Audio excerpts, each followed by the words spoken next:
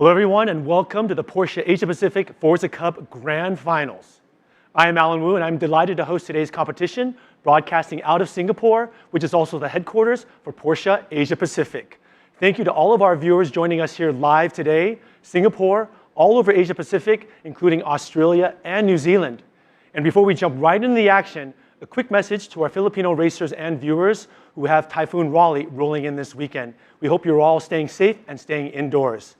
And now let me introduce you to our casters and analysts for tonight, Yui Tan and Claire Jedrick, my dear friends, and also some of the region's best-known racers.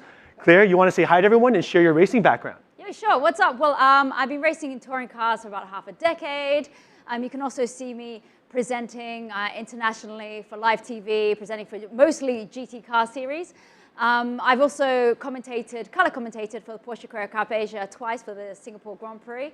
And actually, this is my third year probably casting or color commentating for esports. Yui? Hi, yeah, my name's Yui Tan, and I've been racing Porsches over the last 12 years in the Carrera Cup Asia, the GT3 Cup Challenge in Australia, and the Mobile One Super Cup in Europe. Great, excited to have you both here. For many of us, Porsche has shared an unrivaled passion for motorsports with fans all over the world for over 70 years. Together with Porsche, we've also grown up and grown to love the different faces of motorsports as the sport has continually evolved over the years with different formats, rules, and innovations. This year, for instance, will go down in history as a year of esports. What first started as a racing game has now established itself as an integral part of both the gaming and the pro racing world, as racers lean on esports this year to simulate the actual tracks as much as they possibly could to train. Now, as you know, every Porsche is a sports car, and you can imagine it's a brand that's incredibly closely tied to racing. We are thrilled to team up with Forza Motorsport 7 to present our first regional esports tournament, the Porsche Asia Pacific Forza Cup, and continue to bring that enthusiasm for the thrill of the tracks and races to audiences in a new way as motorsports continues to evolve. At the core of this tournament is our proud racing heritage, boasting over 30,000 motorsports wins to date. The tournament is a beautiful tribute to our rich racing legacy, featuring cars and tracks that have been an integral part of our history and story. The drivers today will be racing with the Porsche 718 Cayman GT4 Club Sport, and the good news is that you can own the street legal version, which is not boring at all, but perfectly irrational.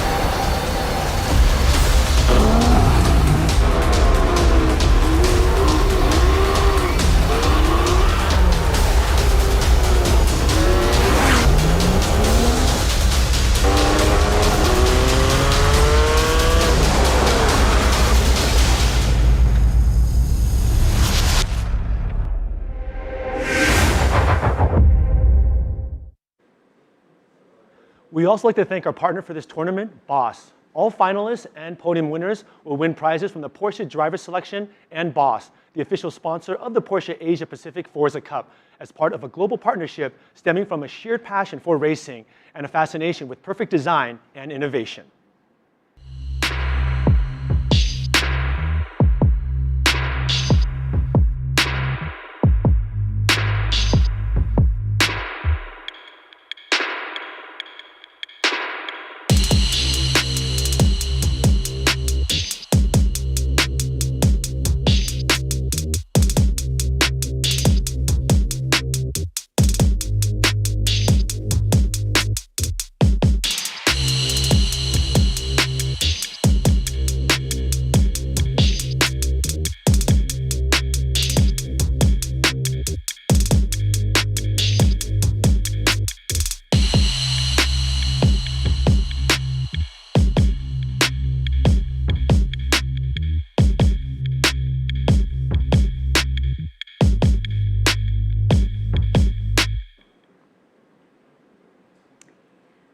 Well, with almost 400 players striving to qualify in this highly competitive month-long competition, the tournament started with 3 rivals qualifying weeks, which saw contenders racing to set their fastest lap time on 3 different tracks using 3 different Porsche cars.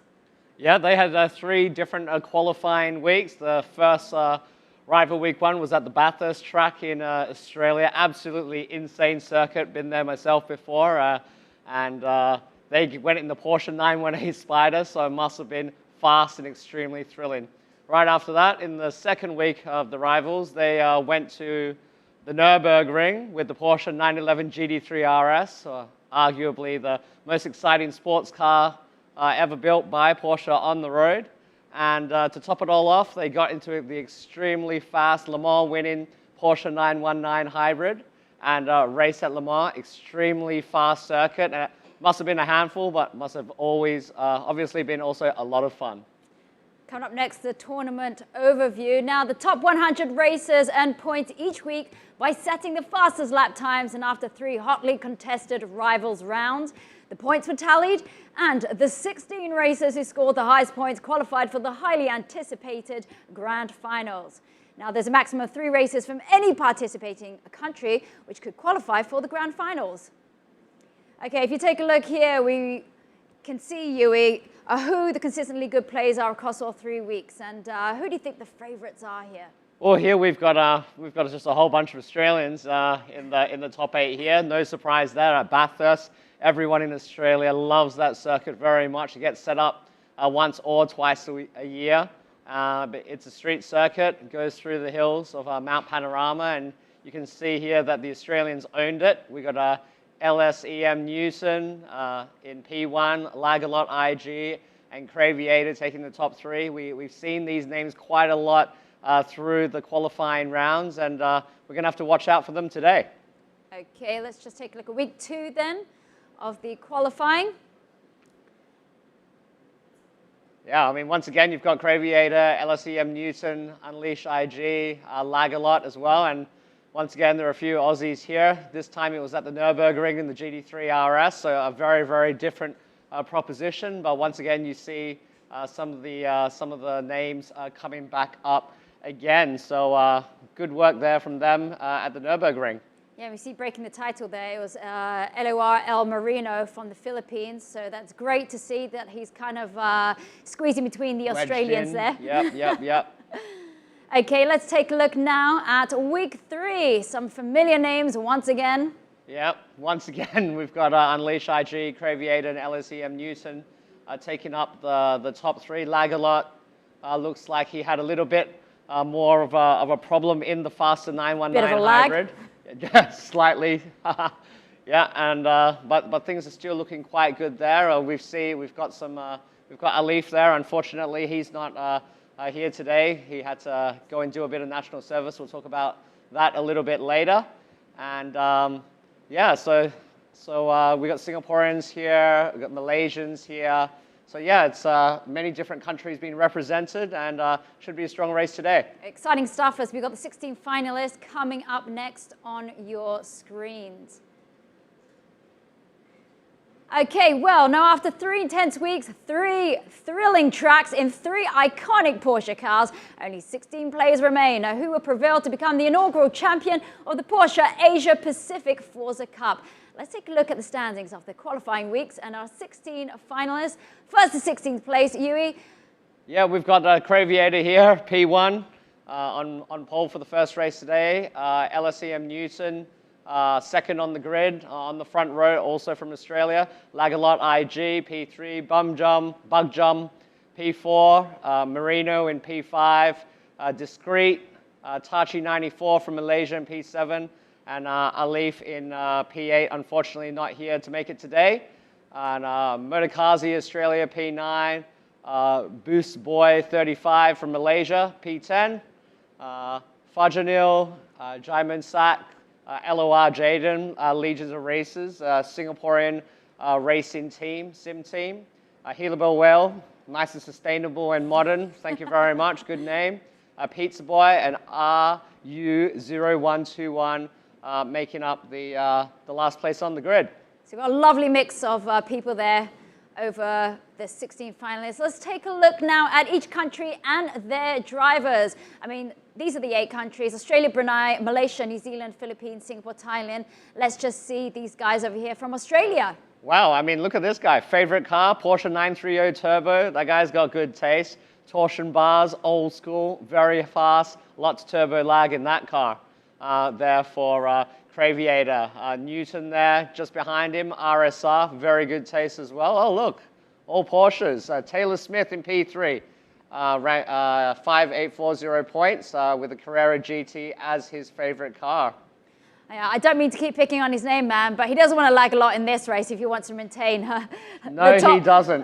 The top 3 positions. He might have to think about changing his handle after that. But these guys, you know, just like what Taylor Smith, he says he loves sim racing because it allows him to try out different simulators, and it's always a refreshing experience each time. And these guys, at the end of the day, Porsche, their DNA is motorsport. Porsche cars, they're all sports cars, so they're all going to be fantastic. And if you ever get the opportunity, go down to your local dealer and hop in and try the Porsches. All right, let's see what country we've got up next. Brunei. So we've got the Seoul guy there from Brunei. Yep, Seoul guy from Brunei, IU0121, and he's making up the rear end of the grid. But to get in the top 16, I think there were 400 guys starting here today, so great work there from him. And up next, we've got from Malaysia, Tachi 94. Tachi 94, you know, I've actually seen this name a couple of times in the simulator, so we know he's got experience. He might get his elbows out on the circuit. We also know he's got a great taste in cars. The most beautiful 911 ever made, the Porsche 993 Turbo. Hey, no favoritism here. None at all, but it is the most beautiful. For all you guys debating that at home, this is my view. And Booster Boy right there, right next to him. And he's also from Malaysia. He's made the 10th ranking here today, and he likes the Carrera GT. Okay, next up we've got from New Zealand, the Kiwis. Yep, Kiwis here. We got Bug Jom. Great. And he loves the 911 Turbo, ranked number 4th. And RMR Discreet, ranked number 6. Hopefully there's nothing discreet about his performance here today. Likes 911 GT3 RS. And last but not least, we've got Motokazi, ranked 9 on 4,900 points, also from New Zealand, and also another big GT3 fan. That's right, the Motokazi, I love what he says, why he loves sim racing. It allows him to go fast without getting a speeding ticket. Yeah, I mean, 300 kilometers an hour, you're not really allowed to do that in too many roads, in too many countries in the world. That's right. Okay, Philippines. Yeah, we've got Marino, ranked number 5, represent. Very, very good work from him coming into here, loving the 919 hybrid. Obviously picked up a lot of points in the hybrid round at Le Mans. And next up, we've got Far Janil, rank 11 of 4720 points. And he likes the speedster. He likes driving around topless. And right next to him, also another guy that likes topless driving. Jimin Sak, ranked 12 on 4,700 points. So good representation there from the Philippines. That's right. And who we got? Now we've got Singapore. Now we just mentioned there with LOR Legion of Racers, Ali 44.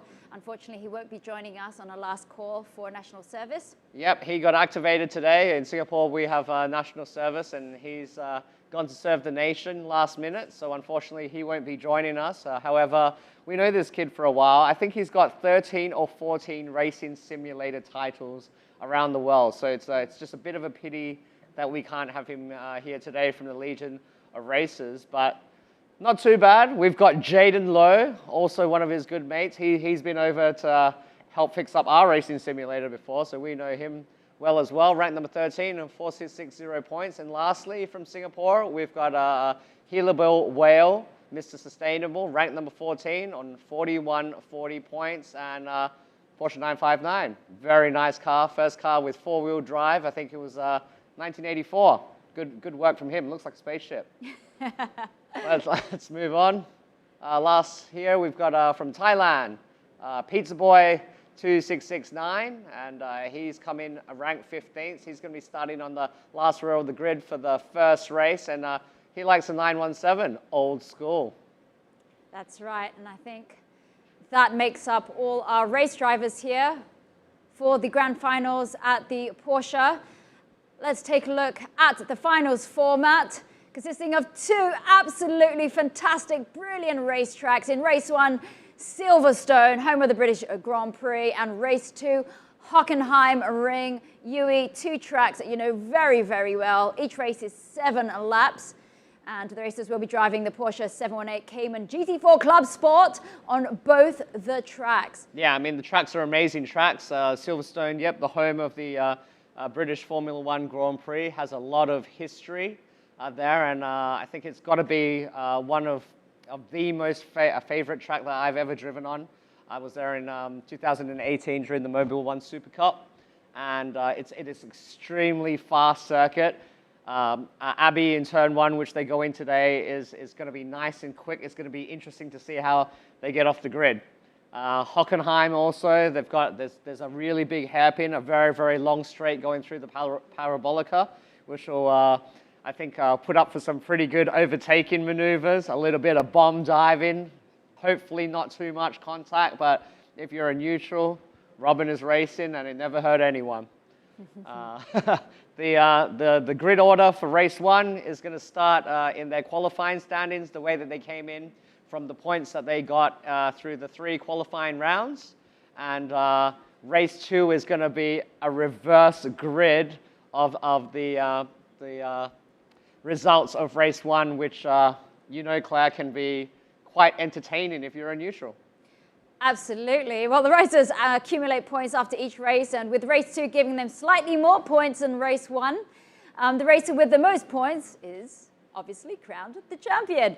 Now, in the event of a tie, the racer who had the higher total points scored during the rivals qualifiers will be the champion. Up next, we're going to take a look at a couple of the prizes.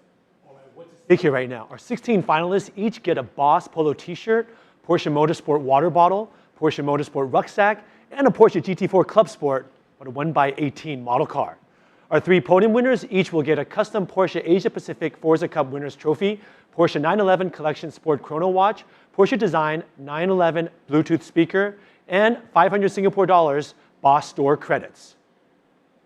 And finally, to highlight the amazing grand prize, here are the details once more. It is a Porsche track experience at the Porsche Experience Centre in Hockenheimring, Germany, which includes participating in a 2-hour racetrack training Exhilarate, run by certified Porsche instructors. In Exhilarate, they will learn to harness the power of Porsche GT models and transfers the driving dynamics optimally to the road, learning the basics of racing and be immersed in the world of motorsports, learning to handle these Porsche models. E-racing is so real that it's great preparation for actual racing. And as such, the winner will soon be sitting in a real GT cockpit on a real track, living the dream. Here's a highlight video of what one can expect at the Porsche Track Experience.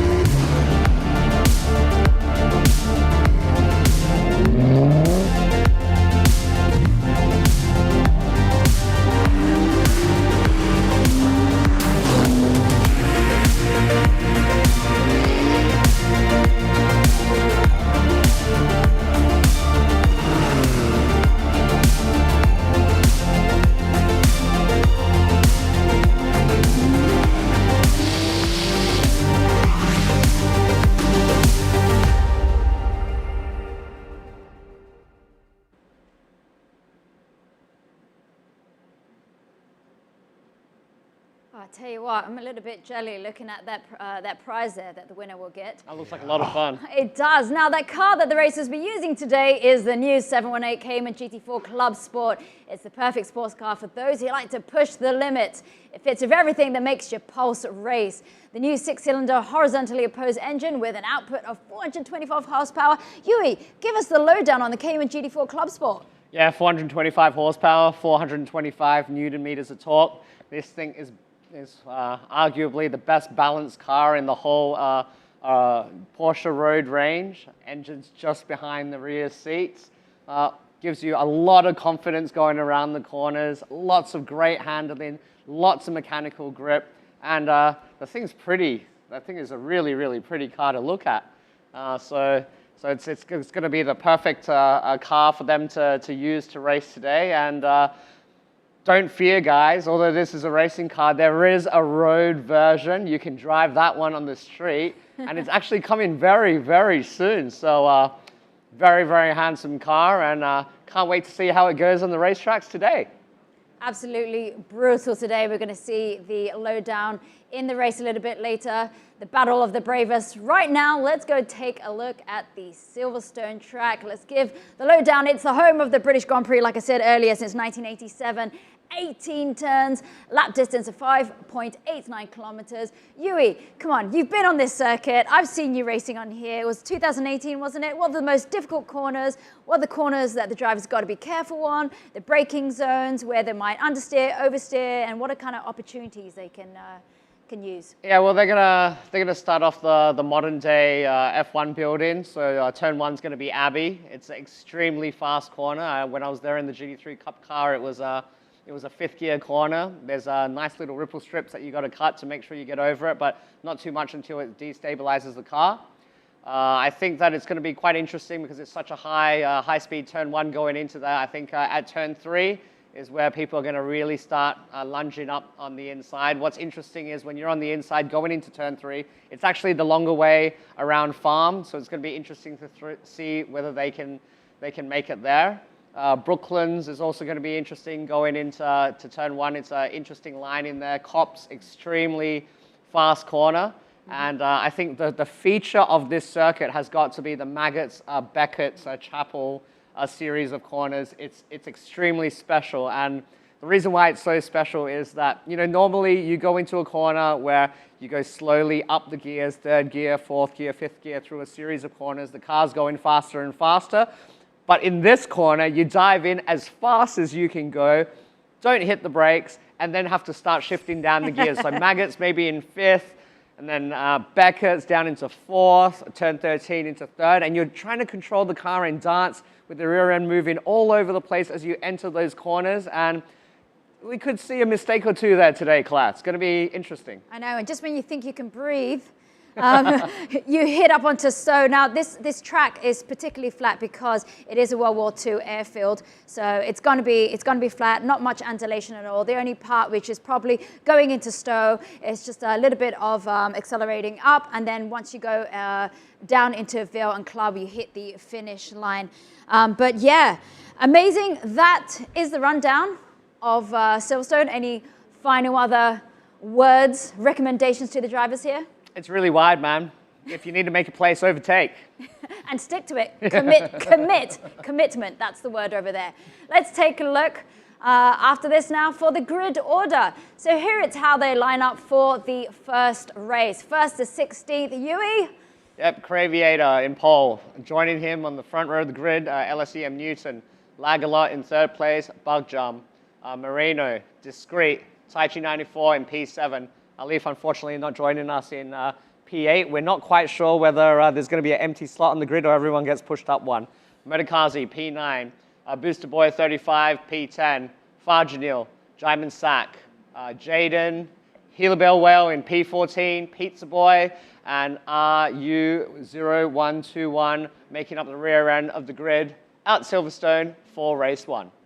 Well, I tell you what, I'm getting word that our racers look like they are ready to get started very, very shortly, any minute now, while we join the action live at Silverstone.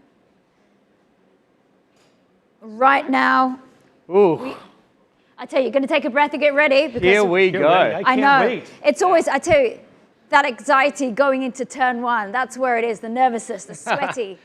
I mean, what a track to choose for this competition, right? Silverstone, race 1, finale, Abbey, first corner, Yahoo! The absolute ultimate. I mean, you can imagine what it's like first time going to there. The pressure on the start of the grid, even if you're in 16th. Yeah. It's going to be quite amazing, actually. Well, after this, obviously they've got Hockenheim, so they're going to have to switch their brain quite. All right. All right, so the race is ready. Go, go, go. Here at Silverstone Racing Circuit, we see Craviator there out in front. Yeah, using the line very well. He's going to cover the inside, so I did say that people would try and overtake. He also guessed what I thought and managed to cover his line and has kept grid position very, very close now. We've got Newton in P2. And right now we are with third place, lag a lot, IG. So he's doing well, nice and stable there. He's looking all focused. Interesting, he's sitting up on that control pad. These guys are just heading into Brooklands and Loughfield, so they're about to get to some really high-speed corner once they hit to Woodcote up to Cops. And these guys there, they're keeping it bumper-to-bumper action. This is not a time to make a mistake right now. They need to gain some space. This is a time also where usually the grid kind of breaks apart when you see the front runners and the back runners, and that will kind of give an order for the 7 laps of this race. Right now it's pretty close, as you can see on the timing boards up there, that up to P13, there's only tenths of a second between each position, so it's still nice and close. As now we're coming into the Beckett's complex, you can see, okay, touching on the curb, a little, missed the curb a little bit just there, could have gotten a slightly better line as he's coming in. Everything looks pretty smooth there. And through Chapel. Creviator.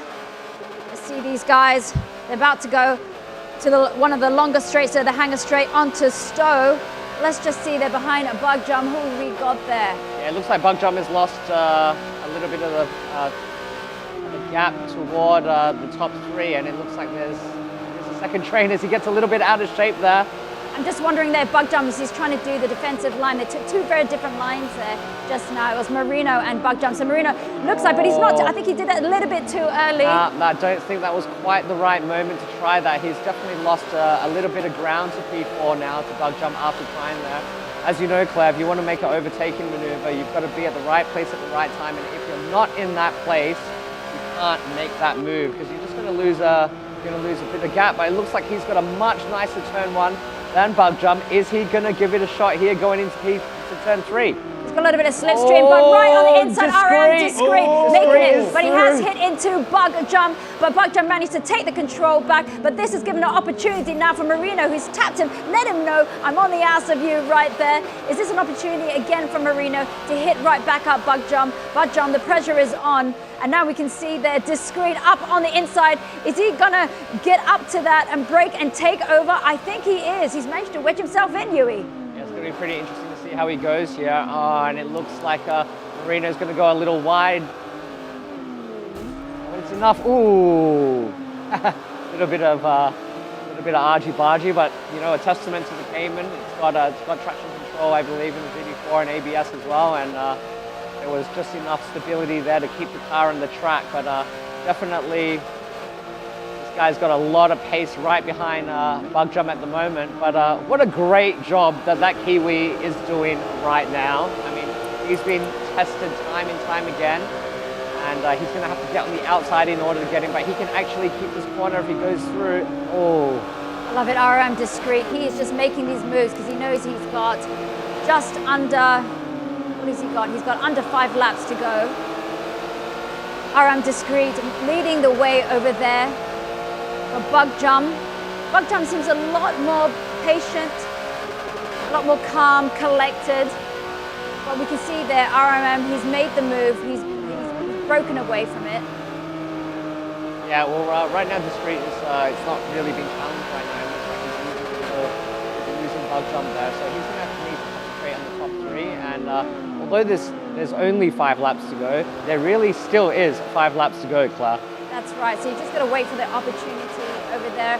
Looks like Bug Jump. He might have to break a little later, make sure he hits those apex and go wide in all time, because it looks like RM Discreet is really starting to break away as we take a little bit look behind Bug Jump there.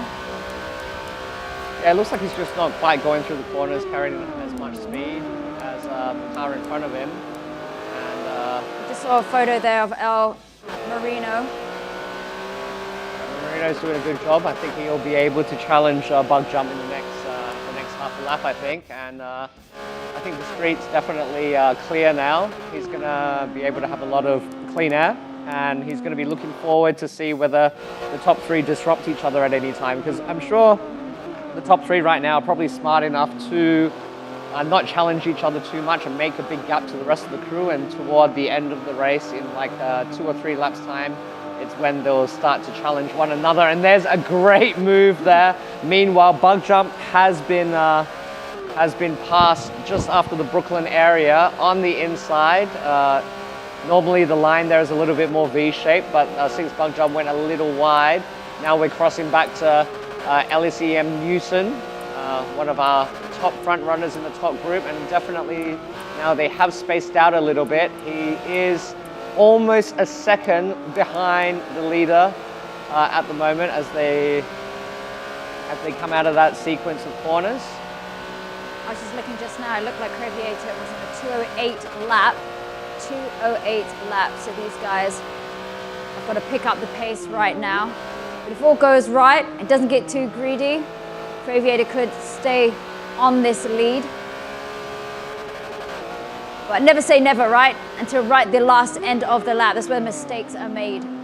Yeah, I mean, like right now, as I said, you know, like it's almost a second gap. It's a lot, but the thing about this track, it's a very flowy circuit, very momentum-based circuit, very fast. And if you lose a bit of momentum here and there, you could easily lose that gap quite easily. But okay. You can just see these guys, they've already come out of turn 1, 2, and 3, entering into the loop. You can see that that Newton actually has a lot more pressure on him than we thought initially. Now that we are in the view of the third place guy, and it does look like they're actually catching the leader now at this time. Does that look like that to you? It does. It's on lag a lot. It does. It actually. You're absolutely right with lag a lot there. So a mistake has been made somewhere by Creviator. A mistake has been made, as we were saying. We were just talking about losing the momentum, and here we are. They've caught up very fast. We're on lap 4 of lap 7.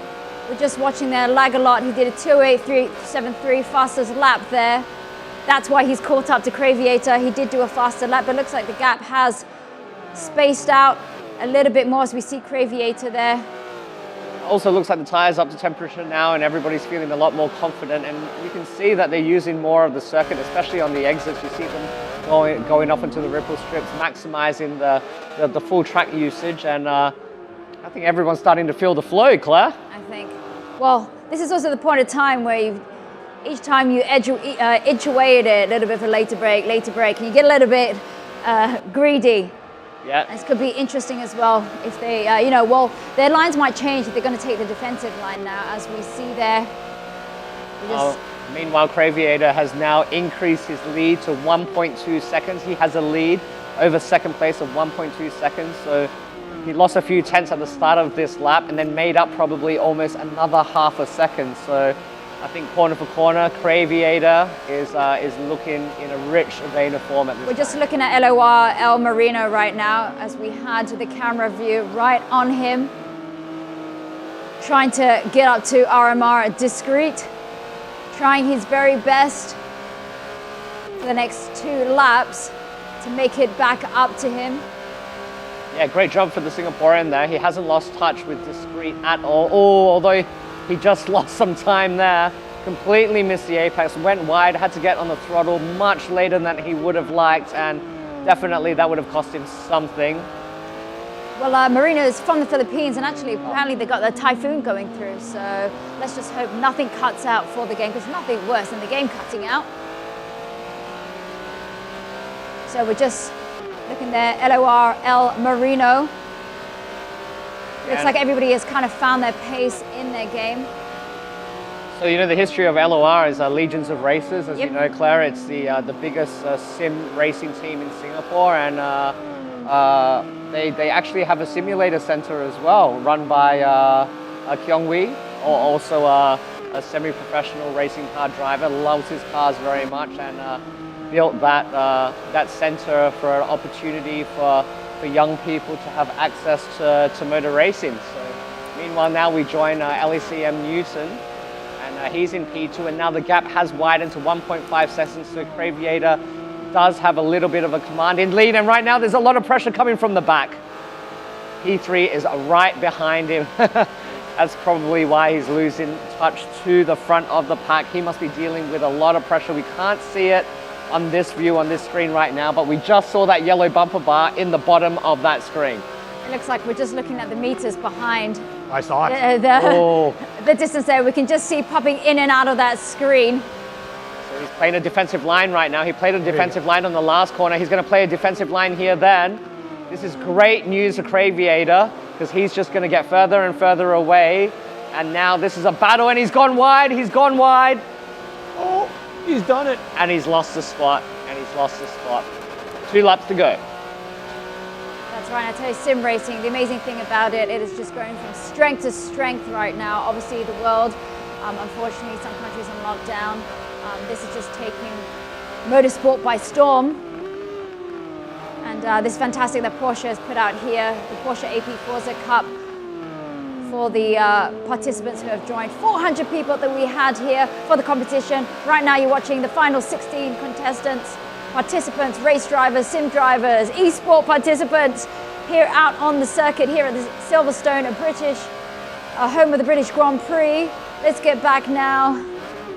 I mean, Claire, if you had a 718 GT4, is that the color scheme that you would have? We know that you like yellow and black. Absolutely, yellow and black. There's no other way. I'm not quite sure. It's a box of crayons out there. It looks fast. It looks fast with those black lines. I know you're enjoying it. Actually, Porsche has a color called crayon, doesn't it? It's called it's a crayon. gray. Crayon. Okay, They call it crayon, right? Gray, so it's a gray matte. Gray, creamy kind of color. You like it, I know. I know, I do. I love the matte. And here we see Tai Chi 94 from Malaysia right behind him.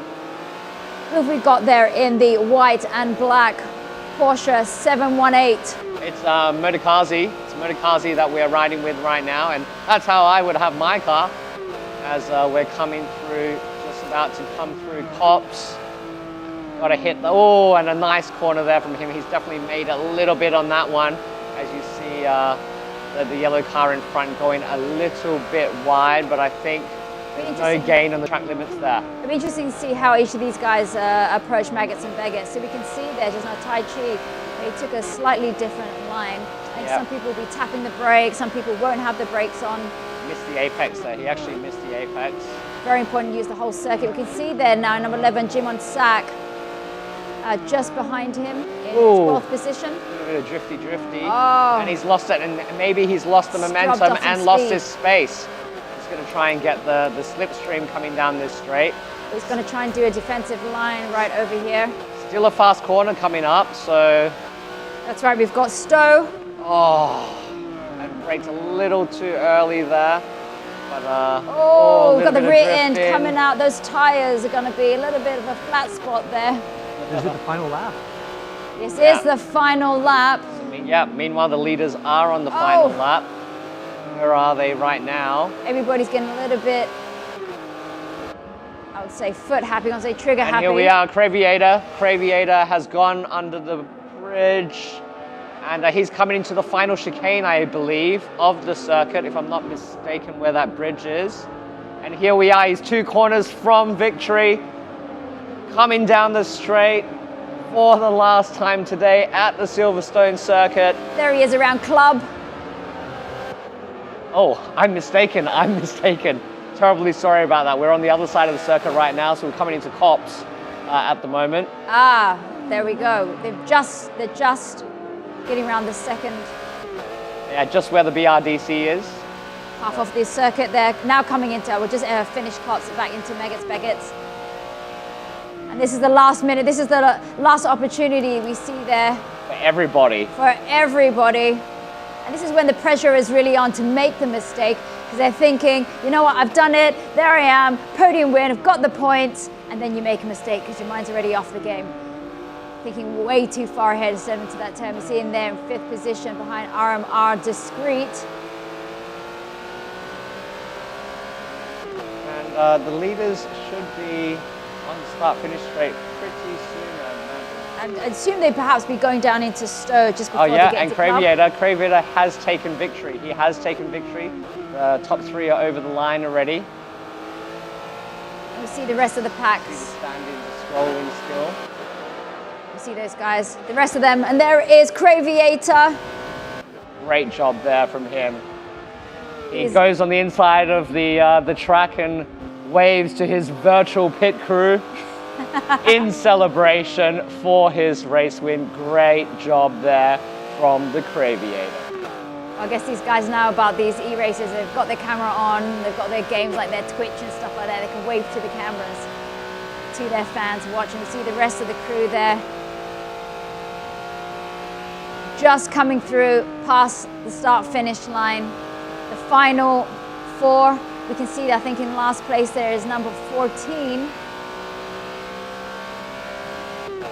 You can see there on screen, Fajanil. He's still pushing it, getting a little bit messy, or perhaps a tire use. The pressure's up pretty high as you see his rear end sliding out. It's always a difficult section there, the Magnus Beckham's section. And, right now he just needs to bring it home without putting it in the wall. No reason to go fast at this point. But, actually, I didn't even see him. I thought that the rest had already finished, but something has happened. Yeah, something has happened here, but the car's still in one piece, and he's going to be starting on the front row. Actually, this car's going to be starting in pole position because Alif's not here. There's only 15 runners instead of 16. So this man will be on pole position for the next race at the Hockenheimring. He will be controlling all those cars, 15 cars on the grid for the Porsche AP. And there he is, coming round as the end of the stream, but he's coming around the end of Vale and Club start-finish line. Wow. An amazing race that went by so fast for those 7 laps there. Wow, Alan, if you want to tell us a little bit perhaps about the influencers show match that was going on. Yeah, sure. I'm sure everyone was very excited. That was an exciting first race. I think Creaviator, I think held it from start to finish. Yep. But the next race will be even more exciting where he's got to start at the very back, huh? That'll be very, very interesting. Yeah. So right now, I hope you enjoyed that first race. As our team now tabulates the scores from the first race, we have a very interesting segment coming up. The Influencer Show Match. We've invited 5 influencers from Asia Pacific who will be taking part in the show match in a time attack format. Each influencer will be all using the same car, the Porsche 718 Cayman GT4 Club Sport on the Hockenheimring track. They each have 10 minutes to set the fastest lap, and the racer with the fastest lap time after 10 minutes is the winner and gets all the bragging rights. And now let me introduce you to the players. First we have Attack on Geek. Attack on Geek is a brand dedicated to featuring pop culture, gaming, technology, and entertainment-related content in an attempt to foster new friendships, community engagement, and interaction within the geek community for fans to connect with other like-minded people, regardless of age, gender, race, or level of experience. Next, we have Chubagetti. Chubagetti loves cars and racing and is embarking on a journey to be a professional esports racer on his channel, La Lave Motorsports Project. He hopes to help Philippine gamers gain a deeper appreciation for motorsports through his quality entertainment across all genres of gaming, as well as engaging and giving back to his supporters. Next we have Gemisho from Indonesia. Gemisho is one of the most random streamers on this planet. He has a love for photography and filmmaking, and of course playing video games, single-player games, RPG, first-person shooters, and of course racing games. Next we have Nam Blue from Vietnam. Nam Blue is one of the most popular gaming streamers in Vietnam. He streams almost daily for the past 6 years and loves every genre of games. He hopes that his experiences with the various vehicles will give him an edge in Forza Motorsport 7. And last, but certainly not least, we have Song Sen, a gaming YouTuber from Malaysia. Song Sen loves playing games and is famous for playing in a humorous and entertaining way. And now let's take a look at our racers as they prepare and get ready for the show match. Okay, well, let's just see our screens. They're all ready. Getting there, I can see them on the screens. I got like some waves and thumbs up. Let's go over and take a look at some of how our races are faring. It's got to be one of my favorite sections here with the influencer section. It's either going to go like amazingly entertaining or it's going to be very interesting. I think Nam Blue hasn't really got his Porsche sorted out yet. They're still choosing colors. he's in some old school black looking thing. I know, we just got to look at these guys here as they go over. It's interesting, and now I think with these guys, they're from different countries. They're all trying to promote motorsport. It's quite wonderful, actually, really, what they're doing for the streaming. If I'm not wrong, I know there's a few here who actually play. I just saw, hello, Attack on Geek. We just saw him wave there to the screens. He looks great in a white race suit. There he is. He's looking very thoughtful, touching his beard. I thinking, these guys are probably of like set up already, but I know some of these streamers here, some have experience, some don't have any experience at all. There he is. That custom suit fits real well, Claire. As we know, custom suits sometimes don't always come out custom. You've had many years of experience in some very strange stuff. Okay, well, Attack on Geek, he's from New Zealand. We can see there. We're still waiting for the influencer show match to go up. The circuit they're going to be doing. Must be pretty late in New Zealand right now, close to midnight. Oh, actually, yeah, because we've got some good friends over there. They're all off to bed. Well, are they 3 hours ahead or 5 hours? I think 5. 5 hours ahead. Is that right? Attack on Geek, can you hear us? Oh, wow, look at his. He is arriving at Hockenheimring, where they are doing the full circuit. They've got 10 minutes for a full-time attack. Let's take a look at Attack on a Geek as he gets ready. Thumbs up, brilliant. He's all ready to roll. Good luck. I'm sure he's had a good rest. I'm sure you can't wait to start racing. Well, some of them on sims and some of them on consoles, isn't it? Looks like the weather's nice and sunny. Conditions are good. No rain. Never really know in Europe, do we? Always helps. It's not like in England. Sometimes we just get like a 1 week of like hot summer weather. So Attack on Geek's definitely on the control pad here this evening. And he's just missed the first apex a little bit. Not too bad here. Got it back into shape. Straight on the throttle. So they've got 10 minutes to get the fastest lap on the Hockenheimring. How long does it take for each lap about? Yeah, I'm not quite sure. Maybe 2 laps in, or definitely not yeah. in 10 minutes? Can they get in? Yeah, I think they probably get 4 or 5 laps in, I would imagine. Okay. Especially different games and different simulator like consoles and setups. There's different times it varies, and of course with different cars as well. They are on the Cayman GT4. So this is a good car for beginners, I would say. Like you said, it's got a very well-balanced car. Center of gravity is like low. It's in the middle of the car. So if he's going to be loading up in funny places, if you're not such a great driver, you should be able to bring the car right back in. There are driving aids as well. Yeah, I mean, when you turn back the clock 20 years with Porsche, and they came out with the first Boxster in the very late 90s or 2000, around there, and then the Cayman after that. Now they have the 718 GT4 and all the variants. But back then they made little sports cars with perfect weight balancing, engine right behind the rear seats, and I think at that time in road cars there were very few options for that. So up until today, I think there's even less. So these cars are very special cars, not at the top of the range. So accessible, fun, fast, and powerful. So. Very good car here. Can't wait for the launch of that 718 GT4 very, very soon, Claire. I think we'll have to go and bring it for a test drive. We've gone back to all 5 of them again. That was Attack on Geek as he gets through his motion for those 10 minutes. We're going to go to Chupagetti, I do believe, from the Philippines. We can take a look at what's going on there with him.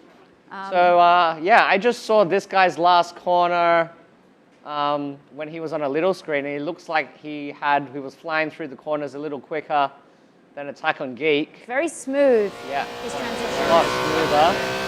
Oh, we're getting some of his engines down now, and that sounds awesome. Porsches always sound amazing. I think you always hear a Porsche when it's going down the road. You always know when it's a Porsche. Yeah. So Claire, you have a Porsche at home, don't you? Tell us about that. That's right, we've got a Porsche GT3. It's a manual. It's an amazing car. There is no other car that I'd want to ever be stuck in a traffic jam. It would have to be the Porsche GT3. It's the 997, right? The 997. Absolutely, it's beautiful. It's like withheld the time. It still looks so relevant today, even after a decade. And although the 997 GT3 is not that old anymore, it's a car that actually doesn't have PSM, so the Porsche Stability Management. That was the last car from memory that they had in production that didn't have that system. So it doesn't go that far back, but it just really goes to show how far Porsche have come with the evolution and the development of their road-going vehicles. And And from everything they learn in motorsport, they put it back in the road cars, and you really feel it, don't you? You've driven the GT3 Cup car before, and what you can feel in the road car GT3 is the same as the Cup car, yeah? All I can say is that, you know, more than a decade ago, I didn't know anything about Porsches. It is an addiction. Once you start, you never go back, like, to anything else. That was Chipaghetti. I do believe this guy has a lot of experience actually with racing. He had very clean lines, very nice entries and exits going out on the circuit there. I think we're going to go to the Gemma show. Yeah. As we see him here, he was driving the same color car just now as the El Marino. He's got the racing lines on. Whoa. This guy maybe not so much experience, but it makes a great entertainment. It's okay. You got more laps. A decade ago, I didn't know anything about Porsches. And look at the safety standards and the durability of that Porsche 718. Still intact. Not even a scratch. Yeah, not even a scratch. I do believe this guy has a lot of experience. I tell you, when you're actually out, I love it. He's got the racing lines on there. Mate, you cannot get this wrong if it's got the lines for you.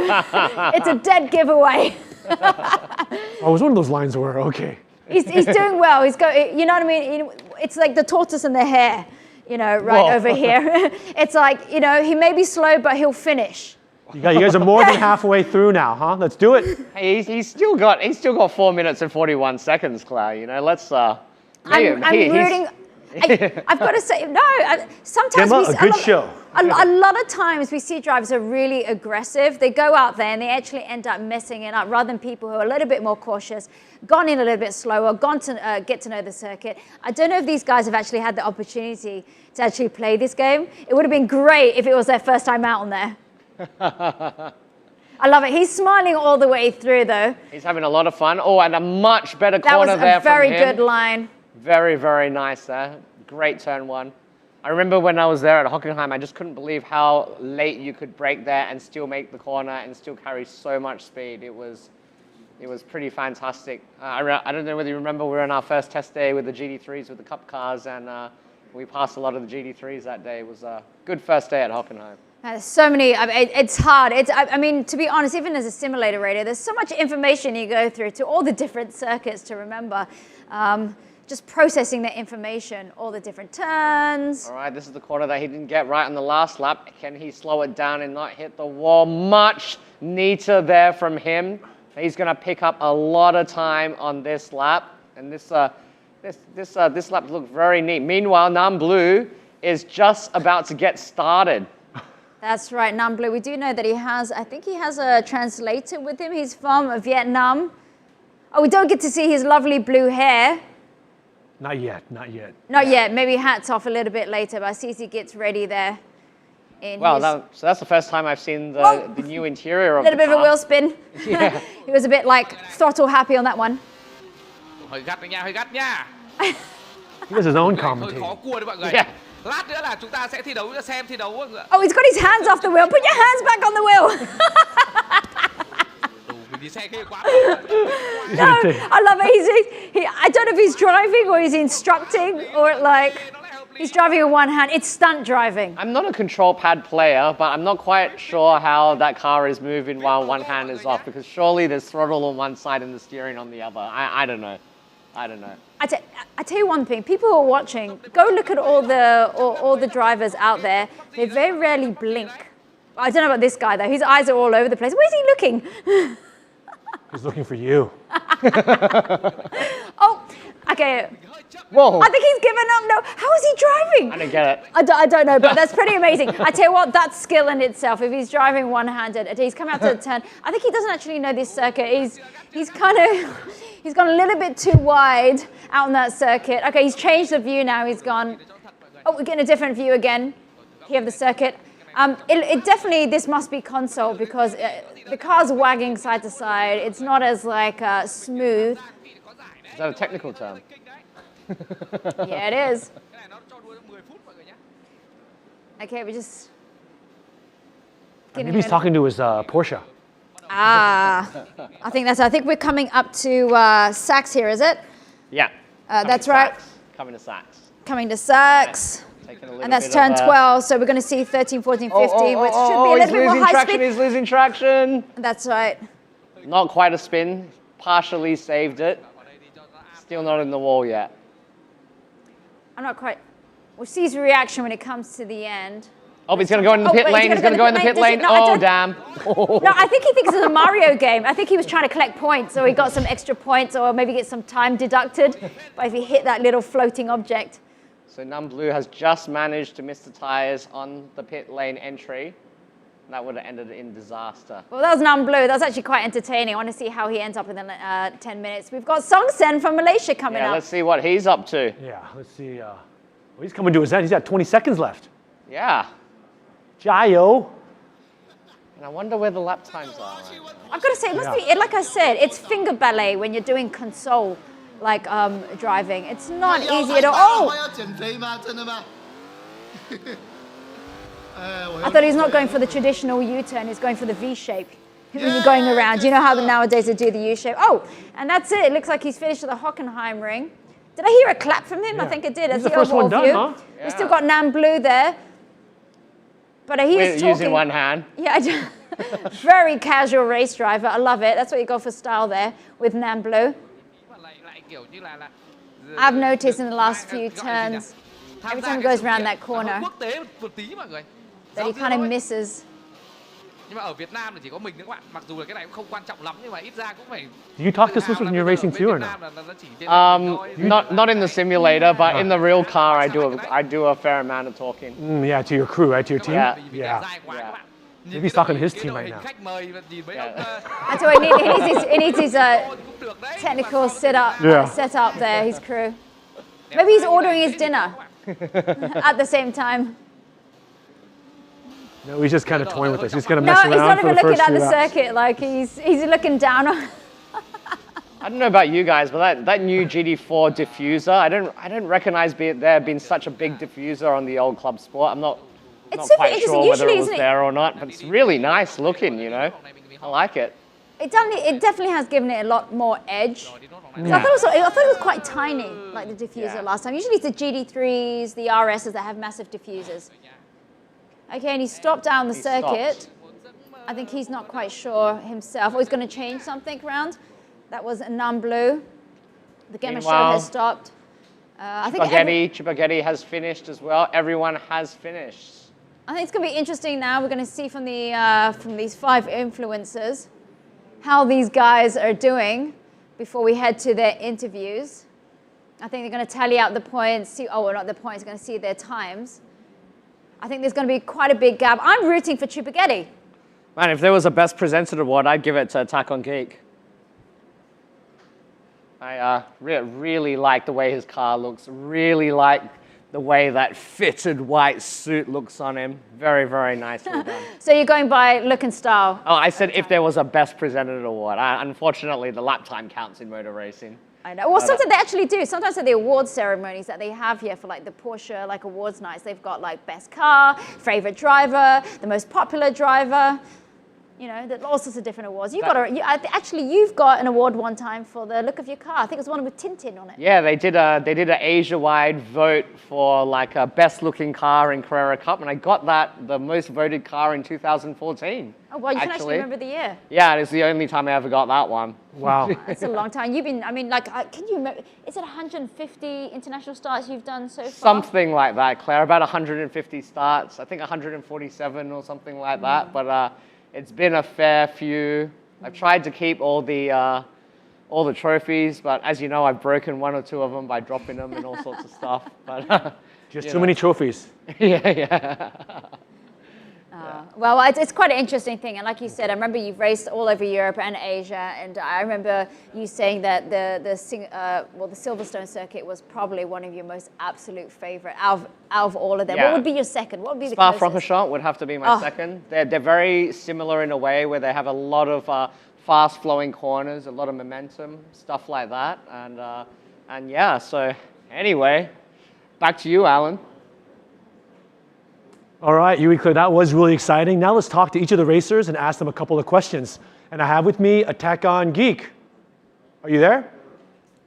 Oh, hello. How are you doing? How was that? Did you have fun? Oh, I got my heart was pumping there, but that was a lot of fun. Did you prepare for this at all? Did you practice on the course and with the car? Look, I might have done a couple of laps just to test it out. My competitive spirit came out just a little bit. That's what we want. That's what we want to hear, you know. So let me ask you, what is your favorite Porsche and which is your favorite circuit? I got the chance to go on I think it was like the very first box when I was a kid, got taken around a professional racetrack. So that's my childhood favorite car. So that's the one I'm fond of now. Okay. And as far as my favorite track, I'm from the UK originally, so we've got to go with the race in Dunsford. My two favorite. Very, very good choice. And how long have you been sim racing for, and what do you like most about it? I mean, I've been playing casually. Very much enjoy the Forza Horizon games. I love the off-roading, the rally. Again, come from the UK, we love our rally. And I guess I love the sim racing because, well, I can afford all these amazing cars and go to all these amazing locations, but the Forza games allow me to do that, so it's great. Well, great. It's awesome to have you here. Good luck, and let's see how you did very soon. Thanks a lot, Attack on Geek. Thank you. Next up, we have Chupagetti. Hello, Chupagetti. How you doing? Can you hear me? Hello? Are you there? Do you have your headphones on? Okay, let's try Gemasho then first. Oh, I love those. Gemasho, do you hear me? I think you hear Yep, me. I can hear you loud and clear, sir. Fantastic, fantastic. Did you enjoy that, and how do you think you did? Yeah, I was actually, my heart is almost explode because it all that tense. Oh gosh. Is it different? It was great. It was great. Hi. It was really great. Yes, hi. Awesome. Is it different, I think, when you play by yourself versus knowing that the entire world or all of Asia Pacific's watching you right now? Yeah, it's really different. I mean, with all that tense and knowing that people is actually watching you, if you made one mistake, it's like, I'm finished for the rest of my life. I'm finished. Only for the moment. So, only for the yeah. moment. No, it's good. Let me ask you. So, what's your favorite Porsche car and your favorite circuit? Okay, first of all, my favorite Porsche. I think I love all of the Porsche. I mean, if you're talking about the sports car, I love all of it. But my most favorite of all favorite is the 911, the Carrera, and also the Cayman. Yeah, actually, it was like almost all of them. But yeah, Very, very good choice. That's my favorite. And where do you like to race your Porsche Cayman or Carrera on? Which is your favorite circuit? For my favorite circuit, that would be the Laguna Seca Raceway. That was my favorite. Nice. That's my favorite from Okay, good. And tell us, Racing how circuit, long yeah. have you been sim racing for, and what do you love about sim racing? Well, what I do love about simulation racing games is like that realistic feelings, you know, when you drive the car and the track looks realistic as well, especially games these days those games are just, you know, have fantastic feeling.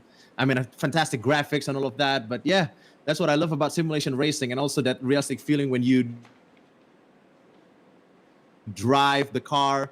I mean, if you even if you don't have the steering wheels, you can also just use the controller, and it's almost feel the same. So yeah, and especially the cars as well. I mean, I don't have I don't have Porsche in my real life, but yeah, driving in this simulation games made me feel like I have one. You will, not yet. You don't have one yet. Thank you so much, Salama. Thank you, Kevin Amen Show. to Thank that, you. sir. All right, thank you very much. Yeah. Next, we have up Nambaloo. So we'll go back to Chupagetti. Let's go back to Chupagetti. Chupagetti, can you hear me now? Yes, hi. Hello, how are you? I'm doing fine. How are you guys? Good, good. Did you have fun there? How do you think you did? Did you think you won this? I hope so. You hope so. That's a good start. That's a good I start. hope so. Did you practice for this at all on our little race here? I practiced last night, just a few laps around. Okay, good, good. Yeah. So let me ask you, what is your favorite Porsche car and what is your favorite circuit? My favorite Porsche car is the Porsche 919 Hybrid, and favorite Porsche track is the Le Mans Circuit de la Sarthe. Okay, okay. And then also, I'm sure you've been sim racing for some time. How long have you been sim racing for, and what do you love most about it? Doing sim racing for a couple of years already. And so far, I believe, what do you call this? Going into sim racing would give you an opportunity to drive all of the cars available in the world and all of the circuits available. So it's so fun. Okay, you can race on all the different circuits. Fantastic. Thank you so much. Thank you, Thank you. Chibigeti. Thank you. Thank you. Next up, we have Song Sen. Song Sen, are you with us? Can you hear me? Hi, yes. Can you hear me? Yes, I can hear you. Did you have fun on that? Did you enjoy doing that? Racing with all of us here. Yes. Yes. I'm very nervous. I'm sweating right now. Are you still sweating? Is that why you have your camera off? Yeah. I'm just kidding. I'm just teasing you. Well, let me ask you. Obviously, we're here with Porsche. Can I ask you, which is your favorite Porsche car and which is your favorite circuit and why? My favorite Porsche car is the classic sport car, the Porsche 256. Okay. And where's your favorite circuit that you like to race it? The Prague, the Brazil map. Okay. Fantastic. I haven't been there myself, but I'm sure it's a fantastic circuit. And when it comes to sim racing, what do you love most about sim racing? Other than, sweaty and getting all nervous and excited? For me, it's all about the graphics and also the beautiful cars. Yeah. Okay, great. Well, thank you so much and good luck. Hopefully we'll see how you did very, very soon. Well, thank you. Okay, thanks a lot. Next, we'll try and reach out to Nam Blue. Nam Blue, are you there? Hello? Yeah, hello. Hi. How was that? Did you have fun? Anh có cảm thấy vui sau khi chơi trò chơi này không ạ? Vừa nãy thì mình cũng được trải nghiệm trò chơi này thêm một lần nữa và thực sự là cái trò chơi này làm cho mình cực kỳ thấy kích thích. He said that yes, it make him feel so excited, Great. and his heart really going to explode when he start racing. That's what we want to hear. He was the only driver that could race with, he was, talking the entire time. Who was he talking to? And I saw his hand, moving around like he was driving with just one hand. Pretty amazing. How did he do all that? Anh họ hỏi là anh chơi trò chơi này chỉ dùng bằng một tay và anh đua, điều đấy rất là thú vị. Làm sao mà anh có thể làm được điều đấy? Bởi vì là thực sự là cái thể loại game đua xe này thì anh đã chơi từ rất lâu rồi, cho nên là anh cũng dễ dàng làm quen với nó. Với cả cái thứ hai là anh thấy là cái điều khiển của cái game này nó làm cho người chơi cảm thấy rất là dễ, cho nên là cũng không quá khó khăn để là làm quen với tựa game này. He said that because he very used to all the racing games, so it's quite familiar for him when he start playing the Forza 7, and yeah, so based on his experience, he feel it is very interesting. Okay. And then I have just want to ask him, what is his favorite Porsche car and where's his favorite circuit that he likes to race it? Dòng xe Porsche nào anh cảm thấy yêu thích nhất và đường đua nào anh cảm thấy thích nhất? Hiện tại thì trong tài khoản của mình đã có một con xe mà mình rất ưng ý, đó là con Porsche 718 Cayman GT4 Club Sport, và đường đua mà mình thích nhất đó là đường đua Dubai Track. He said his favorite car is Porsche 718 Cayman GT4 Club Sport, and the track that he loves is the Dubai track. Okay, very, very good choice. One final question. Obviously, he looks like a very seasoned sim racer. How long has he been racing sim for, and what does he love most about it?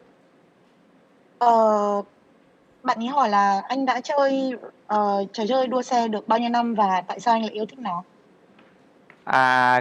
Game đua xe thì trước cái game này thì mình đã chơi cũng khá là nhiều loại game đua xe rồi, mà cách đây cũng khoảng 9-10 năm rồi, và mình thích các thể loại về game đua xe bởi vì đơn giản là mình thích tốc độ cao và mình thích được trải nghiệm khi mà chúng ta, tức là mình cũng trước đây mình đã từng muốn là một tay đua nhưng mà rất tiếc điều đó không thành hiện thực ở ngoài, nên là mình đành chơi vào game thôi.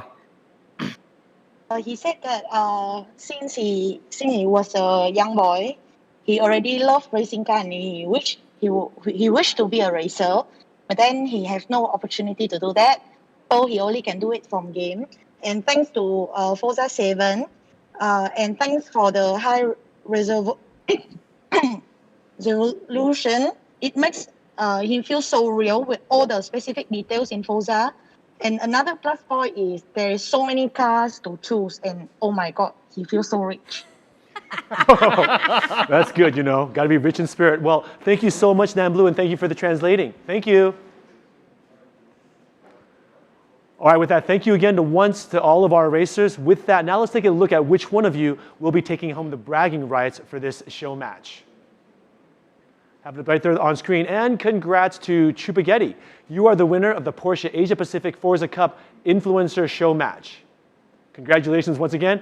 And with that, let's take a look at the highlights from race 1. How about that, Yui and Claire? Are you ready? Oh, yeah. All right, I'm ready. We've got the next couple of minutes. We see the highlights and what went on between, I guess, participant 1 to 15, since Alif is not back on there. With the Porsche 718 Cayman GT4, let's just see a lap 1, Yui. Yep, very nice and clean start. And Craviator was very smart, anticipated that even if he was fast, people could get past him in the first lap, so he covered the corner into turn 3, took the defensive line, and after that, really just controlled the pace very, very well. We saw at the start, actually, that Newton was be able to stay with him, but after a while, I think all things considered, Craviator was a little more consistent in the way he exited the corners, and also maximized use of the circuit earlier than everyone else did, especially on the exits.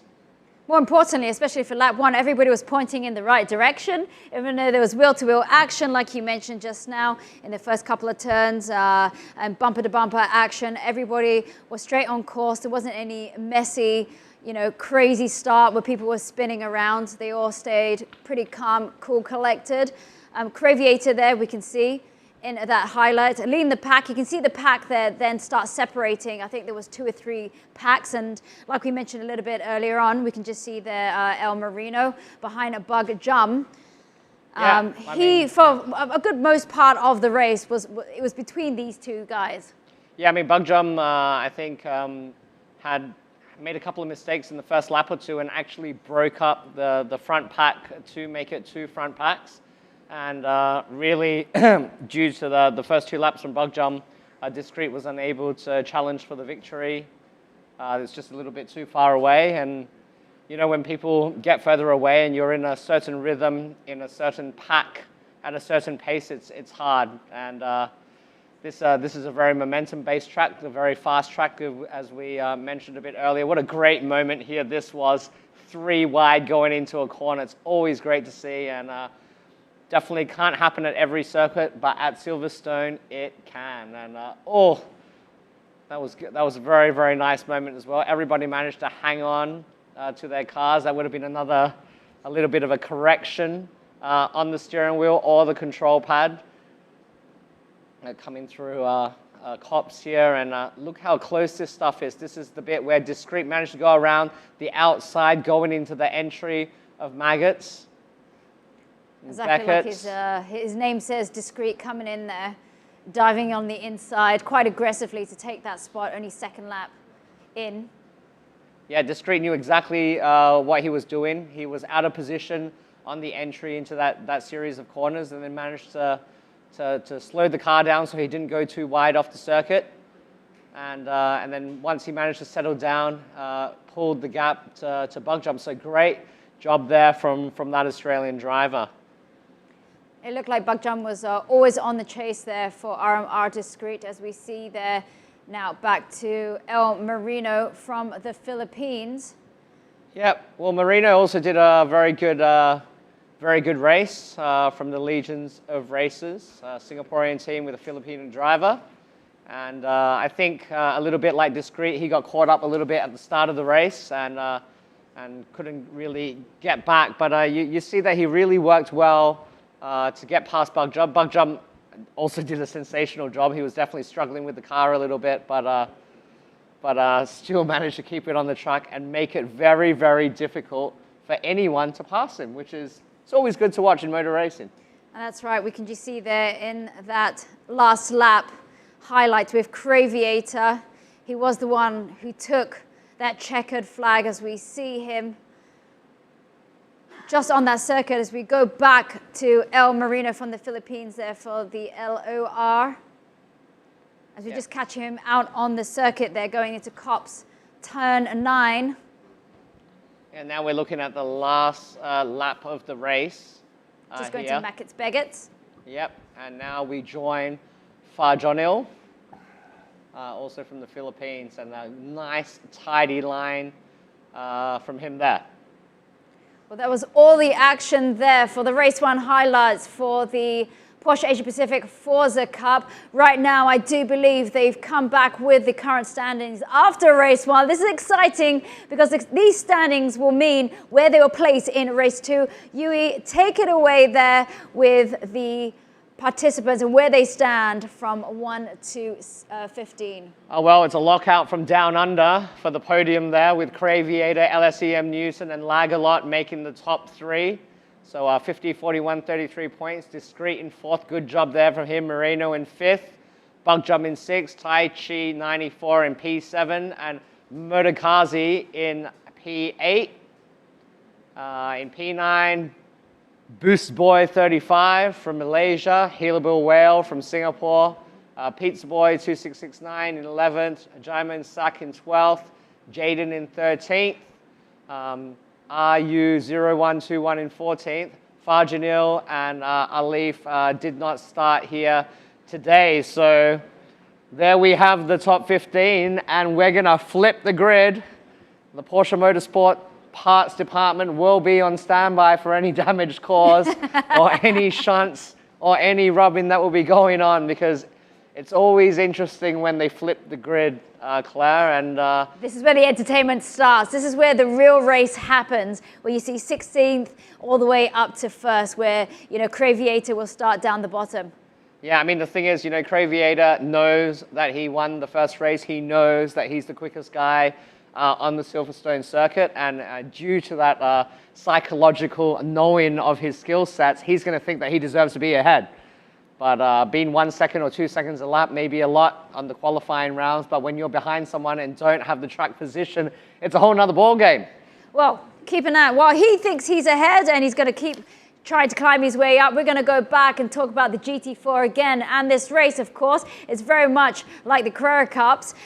This is a one-make series in this game. It is the Porsche 718 Cayman GT4 Club Sport. Want to give us a rundown, Yui, for those who just joined us about this car, the Cayman GT4 Club Sport. I mean, the GT4 Club Sport 718 is the latest generation, will be out very soon. It's the most exciting new vehicle that Porsche will be launching toward the end of 2020. It's a race variant of their road car, has identical DNA, and although you hear the word DNA used a lot in their marketing, you can really feel it behind the wheel when you get from that road car to that race car. The road car maybe has a little bit less grip, a little less braking performance, but it really does feel the same. And the road car can do U-turns, Claire, and that thing can't, because the tires are just too big. You get your Porsche, that's it. That's the marriage done deal. It's your husband or your wife. As we know, once you get your first Porsche, it's an addiction. You never go back. I mean, like I said, the center of gravity for this car, it's amazing. Once you load this car up, it's completely stable, very stiff. I mean, it's brutal, but there's finesse to it. There's finesse to the driving, finesse to the Porsches. That's something that people just want to keep coming back to. It's an addiction, like I said. It's got to be the mechanical grip. I think it's no secret that in today's world, there's traction control and ABS and all sorts of gizmos in modern day sports cars, but I think Porsche do design their cars from the ground up to have a great level of mechanical grip. Even without all of these things into play, that thing really does drive well, and I think you can really feel the organic, genuine, authentic nature of this car when you drive it on the road. I haven't driven this Club Sport GT4 track version before, but the road version is just, it's plenty and plenty, Claire. Tell you what, you could speak about this for hours and hours. Can we get one? Could be time for you. A discussion for another time. I mean, since we're live, no pressure. All right, thanks for putting me on the spot once again. But That goes right over my head. But right now, discussion for later. Hockenheimring. We're coming up for the analysis. Let's talk about this Hockenheimring. It is the home of the German Grand Prix since 1977. A fabulous circuit. Another very famous circuit in Germany. 17 turns, 4.57 kilometers. It's not one of the longest circuits out there. Let's discuss once again difficult turns, where they should overtake, some of the famous places like the hairpins. Hockenheim. Let's go. Yeah, Nordkurve T1, super fast corner, mega late braking. In a way, similar characteristics to Abbey in the last race, but a little bit sharper. Nice long straight into T2, plenty of opportunity to overtake. In T3 and turn 4, you've got to come out nice and careful. You have to get on the throttle at exactly the right place too early, and the car goes off the track too late, and you lose a lot of ground going through the parabolica into the hairpin in T6. It's a long, long way, Claire. And if you don't get down on the throttle properly, you're going to lose a lot of time. Hairpin, absolutely fantastic to have it after such a long area, because there'll be lots of overtaking going on if it's closer. That's where it's going to happen. 7 and 8, 9 and 10, fairly straightforward. And then as they go through Mobile 1 and Sachs, it gets really, really thin, really, really small. I remember the first time I went through there in real life, I thought to myself, oh my gosh, this is really, really small. It looks small on the game. It looks even smaller in real life. It'll be interesting to see if any of the competitors will send it up the inside into Sachs, because in a way, it's going to be hard to make it stick and get the car around, but if they went out on the corner, it will take the guy completely off. And 14, 15, finessing of the throttle, and 16 as well. It's almost a 90-degree turn, so you've got to squeeze the throttle nice and easy, but it's also got to be nice and early. If not, you lose a lot of time down the straights. This circuit will be 50% on full throttle, so where you brake and how you exit is really going to determine who is going to be getting the fastest times and the victory. I know, so I'm just looking at this circuit. I mean, it's a good thing. We're just talking about the wing of the GT4 right there just now, the Cayman 718, and it's a high downforce circuit, so it's perfect for those turns like you're talking about the hairpin at turn 2. I mean, I've taken a little bit of analysis. Low speeds at 2, 6, and 8, high speeds at 1 and 12. Overtaking points 6 and 8, would you say? Is that a good gauge? Yeah, I think more 2 and 6. I think is going to be where it's done. I think between 7 and 8, it's a little bit more difficult. It'll be really hard to get on the inside of 8 and get through the corner without bidding it somewhere, I think. But like a good moment that you mentioned about the high downforce circuit. So the 718 GT4 Club Sport is highly adjustable, fully set up, many different wing settings and the wheels and and all sorts of stuff in order to suit your car for the circuit. So I hope everybody's got their wing tuned on maximum. Okay, well, let's look at the grid order. Mirror, mirror on the wall, who's the bravest of them all? Let's look at the grid order for race 2 and how our drivers line up. Let's see our gamer tags, 1st to 16th. And in first place, Yui. P1, we got Farjanil. And right alongside him on the front row of the grid, we've got RU0121. Followed by Singaporean on the second row of the grid. Jaden, Jaimon Sak following him on that row. Pizza Boy, Healable Whale, 5th and 6th. And Booster Boy, 35, and Metakazi making up the top 8. Interesting stuff. Yeah, I mean. Okay, well, it looks like our racers, as they get ready to start, we have any minute. We were going to look at the next 8, but we'll wait a little bit while we'll see the action live at Hockenheimring. Now, there's so many. What are the other circuits they have in Germany? They've got the Nürburgring, obviously. Yep. Oh, okay, we've got it back on the screen. Okay. Yeah, Tashi 94 in P9, Bug Jump in P10. It's going to be interesting for him there, because all the guys that he was ahead of him is now behind him now, and he's got pretty good pace. So I think P10 is going to be where it starts getting really thick and fast. Marino in P11, Discreet in P12, Lagalot 13, Newton in P14, and Craviator, the Silverstone winner, now starting in the back of the grid. It's going to be interesting to see how Craviator gets forward, because right now the guys in front of him are just as quick as him. So the traffic in front of the guys in front of him are really going to dictate where the spaces are. And they always say you don't really want to be mid-grid either. I mean, even more so coming back.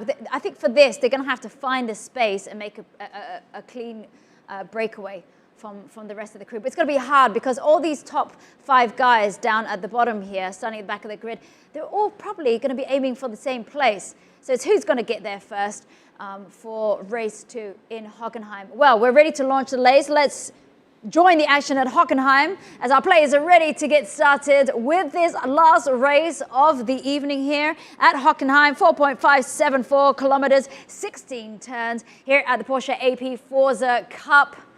Tonight, this is the reason where after a whole month of racing, these guys are going to be, well, one driver there is going to be crowned the overall champion of the very inaugural, the very first Porsche AP Forza Cup. So there can only be one.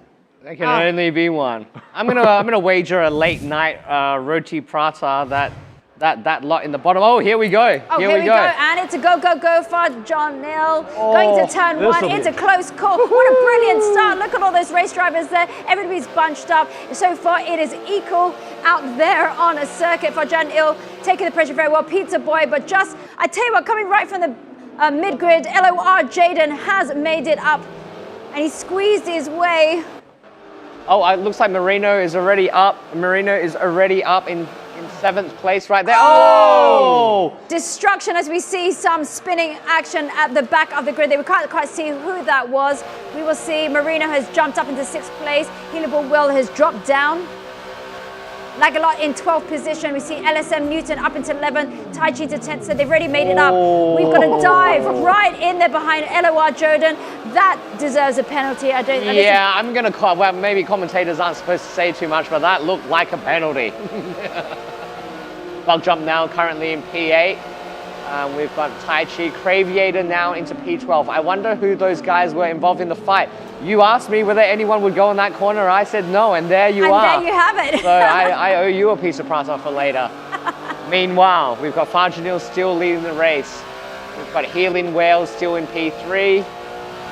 Motokazi has also made the upper space. We see Lagalot, they've made their way. Motokazi trying to inch out there. We can't quite see who that is on the screen. Is that Bug Jump? What's going on? And meanwhile, Craviator is now into P10, and it was Discreet that was involved in that accident at the start, and he is far behind now. So Discreet's chances of the championship are looking grim, but there's still 6+ laps to go. You see LSM Newton there, and Craviator making up the top 10 drivers over here. Booster Boy dropping back down as he loses some pace there. He just got shoved out of the way. And he hit Craviator right in the back. Whoa! Got on the throttle. Craviator going wide to try and find some space here as they make a right-handed turn coming up soon. At least he's giving him a bit of racing room. Somebody went a little bit too deep. Yeah. They're in it to win it. Craviator standing his ground, just going very wide. What's interesting here is the second race is going to get more points. Newton got P2 in the first race. Is that correct? Was that correct? I'll have to check on that again. Yeah. So and Craviator won. So right now, if Newton can beat Aviator, Lagalot is now in P5 as well by a couple of positions, and it's worth more. He is going to jump him in the championship standings. I wish I wrote the points down now. I know. Trying to do a bit of math in my head. A lot of pressure, a lot at stake here, huh, you in there? You see Lagalot, is he up into P4 already? We've got LSM Newton in P6. So already these guys have made it back up to the top of the grid. Want to check. Back jump has made it back down into 12th position. LOR Jaden, he's managed to just maintain that position. Great driving there from the Singaporean driver. How much more action can we get, Yui? Great This is only job the there. second lap. Great job there from Newton. Great job there from Newton. He just made a position. Just as I said that, he lost it again. Oh, I don't think that looks like a penalty. That's just a little bit of not very careful driving there. But Newton's now bumped up into P5. I can't even see Craviator's in P10 right now. That's 5 positions. That has got to put him ahead. And we've got Lagalot in P4 right now. And he could even jump to P3 because he's got some guys that finished in the back, now in the front. So in theory, he could be able to get past those. This championship is wide open. I saw Lagalot into P3. I tell you what, it's like Chinese checkers right now. We just don't know who's going to win. It's all slip and sliding and changing. Look at this mid-grid. Everybody is getting rather aggressive. There we see their booster boy in 10th position. LSM Newton is up 9 positions into 5th. You can see Bug Job there, picking up the scraps. Yeah, he was a winner in that lot. I think he jumped like 3 positions out of nothing. Good on him there. But will this hard work be undone? He's going wide on the outside. I thought he was going to do a little bit of a double back, but no, he went wide, kept it wide. That would be a little bit of an understeer. Probably braked a little bit too late. As we see the screen now. I think one of the most important battles right now is between Craviator in P9 and Discreet in P8. If Craviator can get past him, Discreet, into P8, we'll be able to start chasing those positions back. He needs to make that gap to the front guys as small as humanly possible to minimize the damage in the points. Remember, there are slightly more points in this race, which means it's going to be even more motivation to get right up there. Meanwhile, Lagalot is in P3, Newton is now in P4. That is correct, and we're just watching there in the top 2 for Janil, and in 2nd position. He is braking a lot later. He's managed to keep it out on 2nd, while in 3rd place, Lagalot has made it into 2nd position behind Janil. He has taken everyone's surprise. He must have an absolute amazing, as I'm pretty he's sure go around the outside. He's got to go on the outside. Didn't quite make it, but I'm pretty sure he's not going to make it stick. No, he didn't, not quite. Must have been a hip-hop video about going around the outside.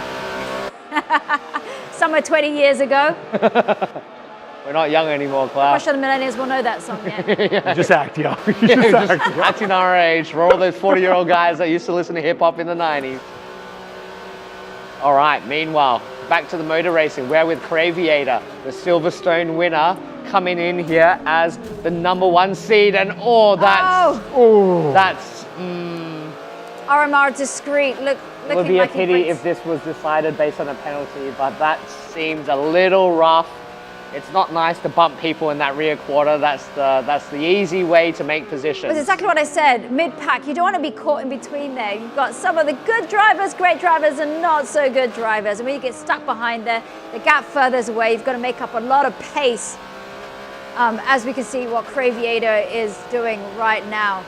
Is it too late for him? We've got 3 laps left. As you see these guys go into Sachs. I think if I was Craviator, I'd be like hoping that the boys in front start to challenge each other. Lagalot. Lagalot's in front now. Where's Newton? Is he in P3 at the moment? Not for sure, but I'm assuming is that. This is the guy that started in front. Farjanil. So he's done an amazing job, actually. Done a great job. To actually stick out, because we didn't really see him. This has got to be Newton. Oh no, this is Pizza Boy. 2669. Where's Newton, man?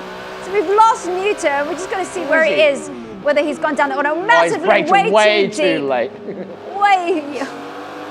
As we see LSM Newton there, make it up to 3rd position. So it's just chop and changing. We're not quite sure who's going to be next. Who's next? Who have we got we haven't seen up here in the top 3? I'm going to anticipate now that Newton's going to make a lunge for it because he knows that he needs the points past the Malaysian driver just in front of him, Pizza Boy. You can see them going left and right trying to get the slipstream. Looks like he's going to try and go on the outside, but this is not a good idea, Newton. I've got to say, it's pretty clean driving there. Nobody hit each other. They gave themselves some racing space. There was no swapping of paint right there, but LSAM Newton is just edging a little bit further. He's going to be... Try going up the inside here if he's close enough, but he's not going to be quite close enough for that.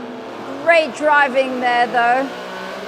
Yeah, very reasonable from Farjanil. He didn't send it up and take him out. It'll be interesting. Let's see where Craviator is. These guys are still battling on through, as we can see. The mistakes can be made. Let's see Pizza Boy if he can stand the pressure from LSM and Newton. We can see LSM Newton all over the back of Pizza Boy right now. So you see LSM Marino behind Booster Boy 35. Booster Boy slipstreaming, waiting for the next turn to make a move and inch out. Oh, he's going to go off and get understeer on that gravel. And he's going to use a lot of pace in that move right there. Generally not a good place to pass. All right, so Lagalot now leading this race. Eduard Drayden has dropped back into 5th position. Tai Chi, this is the car right here in 9th position. Tai Chi 94, the Malaysia driver. We've seen him quite a few times. It looks like he started, he was always around this pace. Starting off and ending off. So he's been fairly consistent, staying out of all the drama. Meanwhile, Craviator's now into P5, has made another place into P5. We've got a Lagalot leading the race, Pizza Boy in P2, Newton in P3 at this moment. So he's now in P5. If he could make 1 or 2 more positions in the next 2 laps, if he could get past some of the slower guys, and Pizza Boy is gone, Pizza Boy is out. Has gone off the track, and that is really going to help Craviator for those few desperate seconds that he needs to close that gap with the points. Well, it looks like here LSM Newton is a lot more cool-headed. I don't think he will concede. He's lost a lot of ground though, Claire. He's lost a lot of ground. He has, but I don't think he'll concede for second best. It's not over yet. We still have got So one lap Craviator left. is catching up to P4 and P3 now. The distance is 70 meters. So it's not very long in a racing car. I think in time that can't be long at all. So it's okay. So it's 1.2 seconds from Pizza Boy's point. Craviator's making 2/10 a lap on that. 2/10 a lap. So probably it's not enough maybe to get into P3 because he made up. What does he say? His P5. He's made up 5 positions from 2 laps ago. Can Lagalot maintain that lead in the Porsche We're AP riding Forza with Cup? Craviator right now, and P4 is right in front of him. So this is the start of the last lap for. Oh my gosh! I actually think he's going to be able to make it beyond Fadranil. He'll be able to. Can he do it? I think he can. I mean, we've seen he's driving, but he's got a little bit of a deep brake, but he's going to go a little bit too hard. But he actually holds on to it for Fadranil. Oh, it looks like he got Craviator, tapped in mate! the Oh no! Slightly unfair. Of course, he is all over the track trying to regain the load. Got unstable on the ripple strips. That is not a function of the car. The car is very stable. That was the circuit. I know. It's racing, not bumper cars here out in the Porsche AP Forza cars. We see Pizza Boy 2669 in 4th position there. And we can see Fadranil. He's made a last desperate attempt, I think, there. yeah, I mean, to be honest, I thought he had it. And I don't know the math behind this right now, but I don't believe that it's going to be easy for Craviator to take this home after a massive win in Silverstone as we come now to the end. And we've got the top 3 finished already. We've got Lagalot and Newton taking the top 2 positions, followed by Pizza Boy. So Pizza Boy will be happy. He gets a Bluetooth speaker. I don't get a Bluetooth speaker. He's got one. That's good. That's good. Love that Bluetooth speaker. I'll be talking to Porsche about that speaker right after this. Well, like any athlete, you'll learn to let it go. There will be another time, another day, as we see these cars pass the start-finish line here at the Porsche AP Craviator's in a Forza P4. Cup. Craviator's has in a made P4. I don't think he'd quite make it into P3. It was a very close game. Oh no! And he's just, probably me, he just got picked by Aramar Discreet, as once again Discreet just wedged himself in there. We can see IU0121 just kind of picking up the scraps.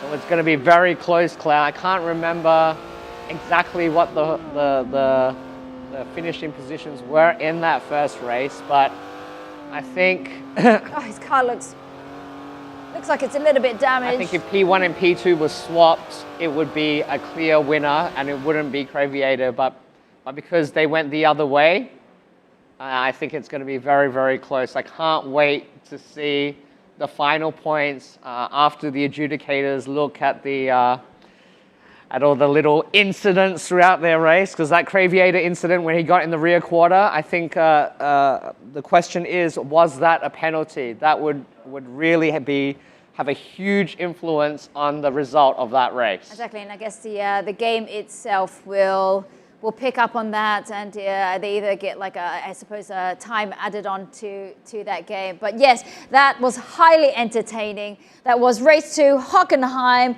That was 16 turns over 4.574 kilometers. Oh wow, what a moment. We've gone through 2 races there. That was for Silverstone, for Hockenheim. Wow. Alan. Yeah, what a thrilling race, huh, Yui and Claire? Oh my God. That second race seemed like they were just a lot more aggressive. Everyone's going for it, huh? Yeah, I mean, I guess they didn't have to prepare for a race 3 in that last race. They just needed to give everything they got. It was where the points matter right now, you know, and like I said, it's anyone's game for the top 3 right now as they tabulate the scores and they find out what's going on. But whew, I also was holding my breath a little bit there. I'm also getting a little bit sweaty. Yeah, so right now our team is tabulating up the final results. So we're going to head to a special segment featuring Yui and Claire, where we deep dive into the insights of similarities and differences between sim racing and esports. So I'm going to ask you guys some questions, and you guys can kind of take turns answering them, you know? Okay. Could you talk us through how esports fits with your professional training these days? What were some of the highlights and challenges when you first started? Claire? Well, actually, yeah, I'll take this first. You know, I mean, Yui's been in this game. I mean, he's been racing a lot longer than I have. Like I said, I've been racing for just under half a decade. And when I first started, it was so important for me to get into the simulator first. My first ever race was at the Malaysia circuit. It was at the Malaysia Grand Prix weekend. It was super exciting. And I think I did about 12 hours before I got on circuit. And it's so important. And even though the brake zones are just slightly different, when I first got into the car after the 12 hours in the simulator, it felt like I knew it. It was amazing. Like, and it's just so similar in that way for sim racers and I suppose coming closer to the world of actual racing. I mean, Yui's a bit different, right? I mean, I'm not sure if you went through the whole simulator training before you got into the car. Yeah, I mean, like I've always used a simulator as a way to learn corner sequencing, mostly. I've never really actually driven a simulator in the past with the same intensity as driving the real car, but it was really to get in tune with the track that we're going to. Even if I've been to it many times, I would still do it anyway. So yeah, it's definitely been a big part of my life, but it's become a bigger one recently. Exactly, I think for everyone too. Now, as professional race drivers, you had to switch to sim racing this year. How was the experience of having to compete digitally using a simulator? Do you guys have any? Do you have any funny stories? I do have a funny story.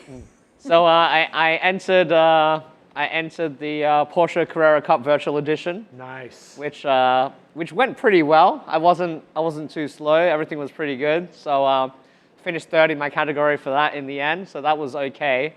And then I entered the GT World Challenge thing, and I didn't realize that I had to set up my simulator and configure the degrees and all that kind of stuff. I know some people are thinking to themselves, "You idiot."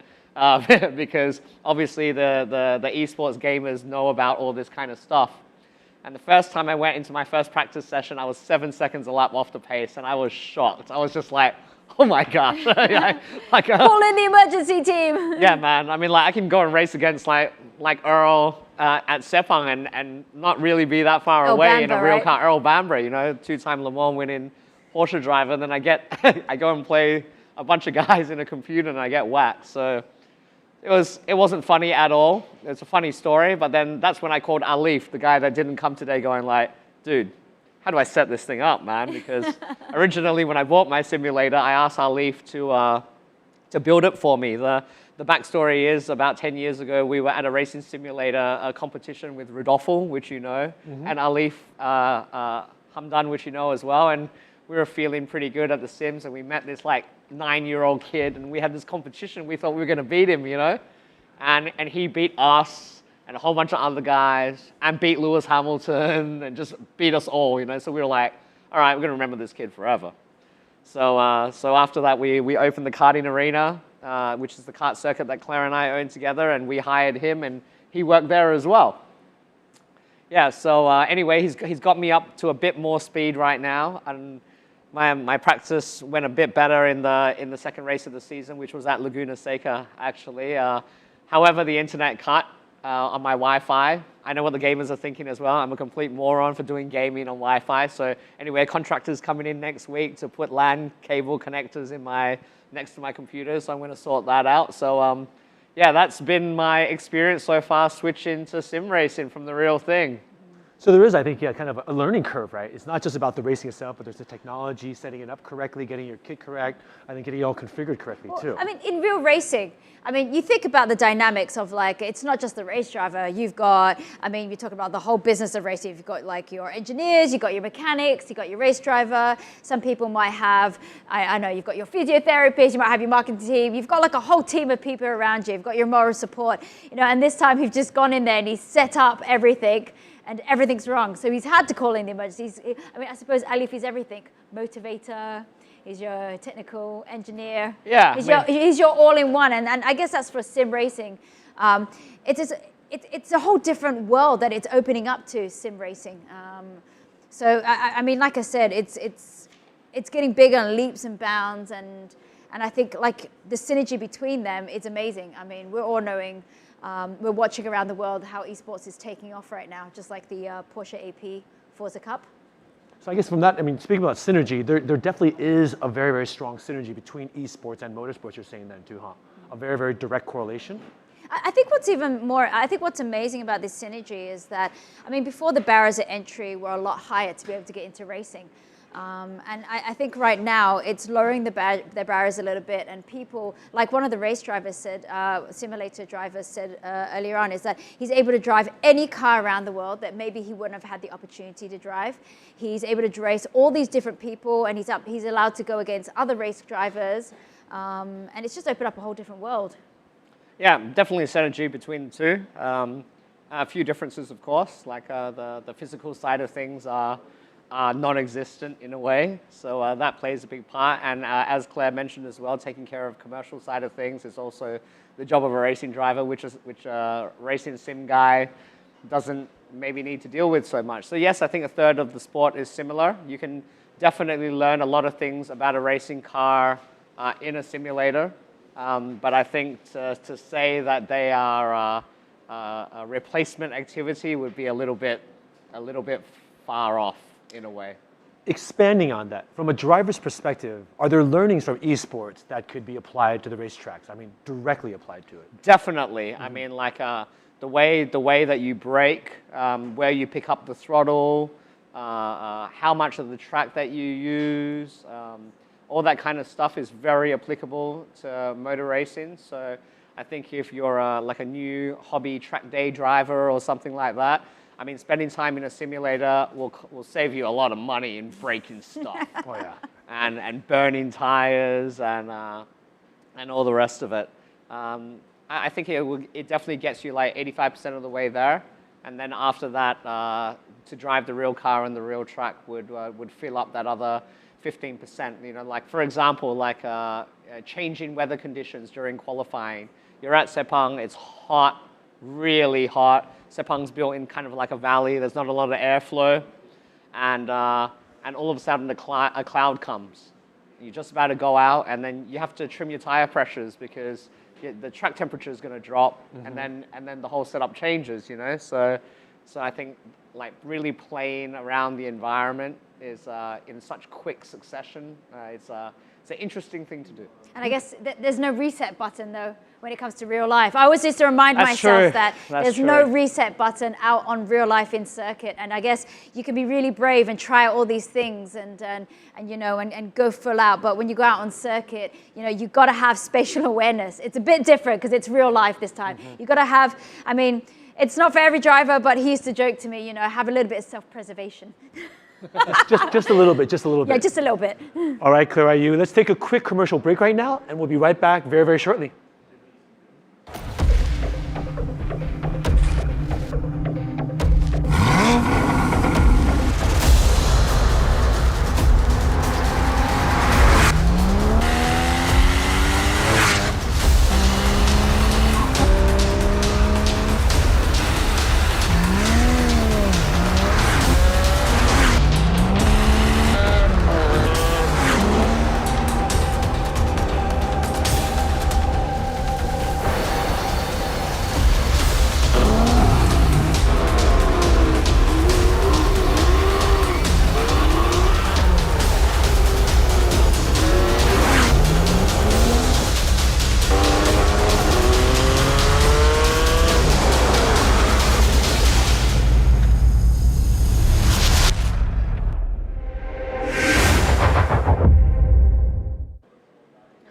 Hello, everyone. We are back here at the Porsche Asia Pacific Forza Cup Grand Finals. I'm here with Claire Jedrick and Yui Tan, and we're learning more about esports, motorsports, and how it all fits in. So, if I have a kid, do you think it's possible to train younger racing enthusiasts entirely using virtual methods, or your own kids for that?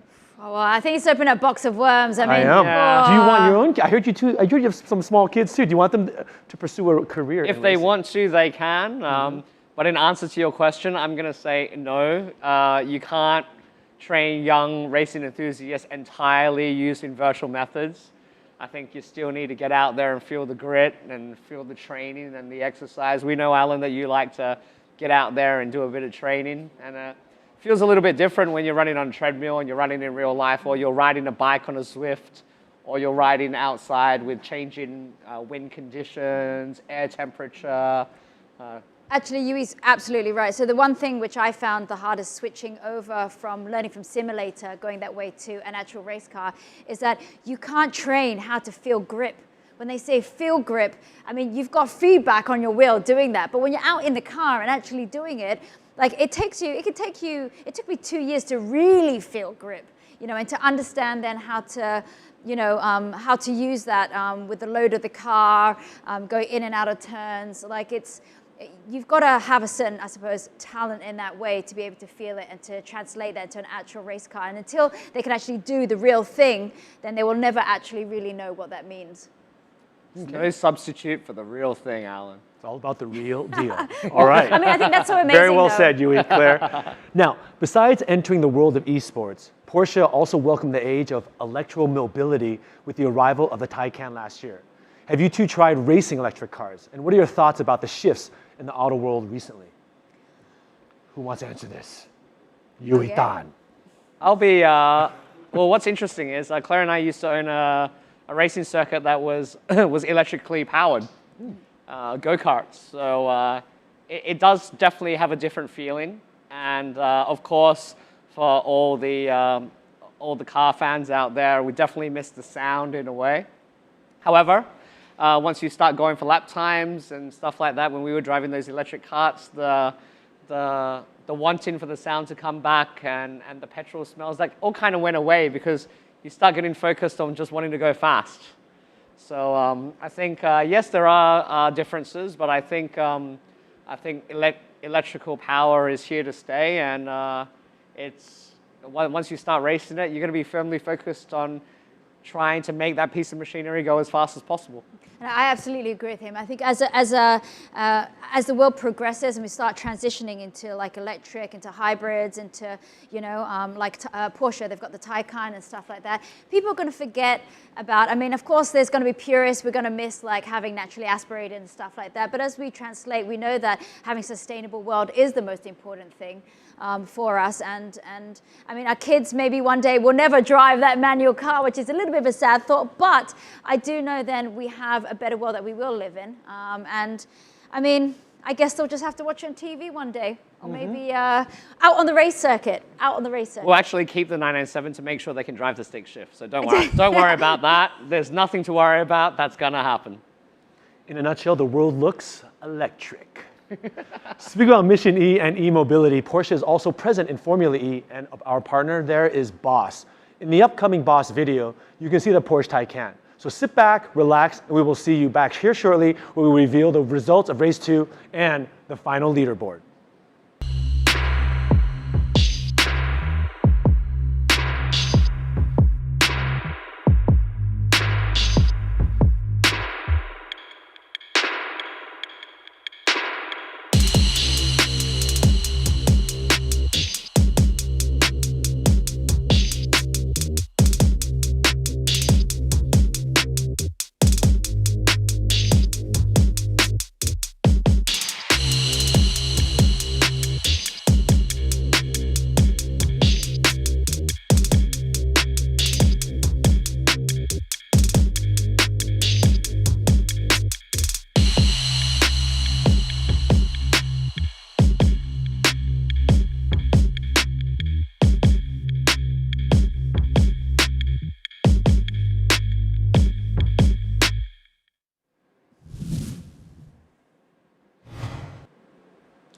Well, welcome back to the studio. Let's dive right into race 2 highlights. Let's take a look at what happened in race 2. It was exciting. Yui, here we are, Hockenheimring, race 2. I mean, what a race. Very, very exciting. There was so much on the line. Fajinil did an absolutely fantastic performance. I mean, he led the race for, I don't know, at least a third to half of the race and finished right up the top in the end. So, as I did mention, you know, all of a sudden you change the track positions, and even if you're a little bit slower, it's one thing to be slow and one thing to get around. There you see that first lap incident, which cost the front runners from Silverstone the opportunity. So then after that, it was between the top 3 guys. Oh, a little bit of unfortunate driving there from a Healable Whale to Jaden, the Singaporean driver, making contact with a Singaporean team. I know we did see earlier on from lap 1 where there was some people who were spinning, but it wasn't an easy race at all for race 1 winners. They actually had to work really hard just to get back up to the front of the pack. We see there lap 4. Yeah, that's lag a lot, going around the outside, making it stick, and oh, no, that wasn't the moment where he made it stick. He had to just get on the throttle. It looks like his steering wheel was a little bit turned when he got on the throttle, and unfortunately lost a bit of rear end traction. But here, look, Fajinil, look, on lap 5, this guy is still in P2. What? and Pizza Boy, another guy that finished toward the back of the Silverstone race, they're still in front. So unfortunately, just lost his braking zone there, and Newton took full advantage of that. But really, what a great drive from Fajinil and Pizza Boy. Fantastic drives from them. Meanwhile, you see Craviator in lap 5 coming up into P6. Great job there for him.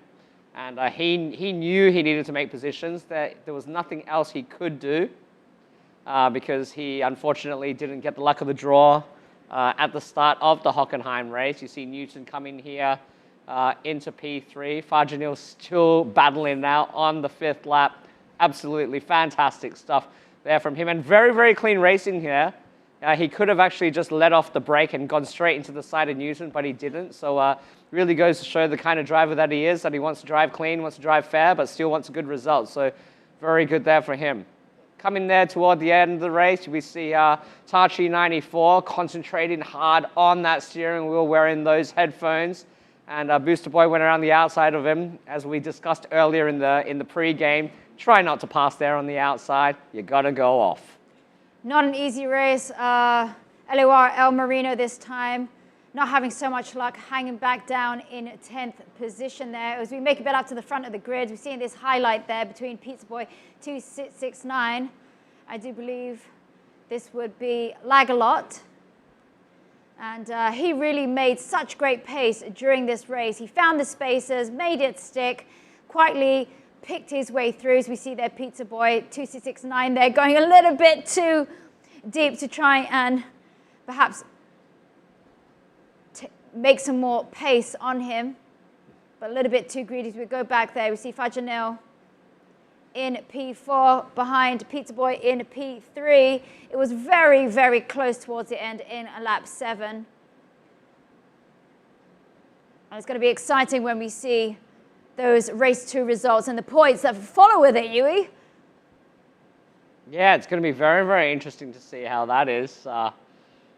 Definitely, it was very, very close. I think if Craviator made another position, he would have put himself in a much stronger situation. But let's have a look at the points in a moment as they are tabulated, and I am on the edge of my seat. It was amazing, actually. Craviator, he was hanging back in 10th, made it up to 5th position, and he picked his way through. I think he ended up probably in 4th position, didn't he? Just over the line. He just got pipped.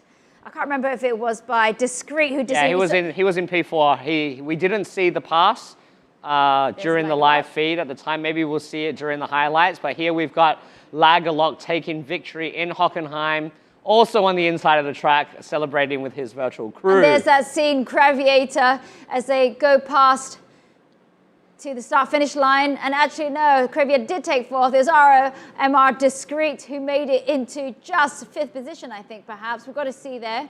Yeah, I mean, the rundown. Discreet going past there, that would have to be the closest finish so far in Forza Cup history. I hope Porsche are keeping all these statistics because we definitely see this esports championship continuing for years and years to come. Okay, we just see there in P15, LEU is 01201. But yeah, that made up the Porsche Asia Pacific Forza Cup. And what an exciting race. Race 2 was as they tabulate. Alan, you want to tell us very soon what is going up for the final leaderboard?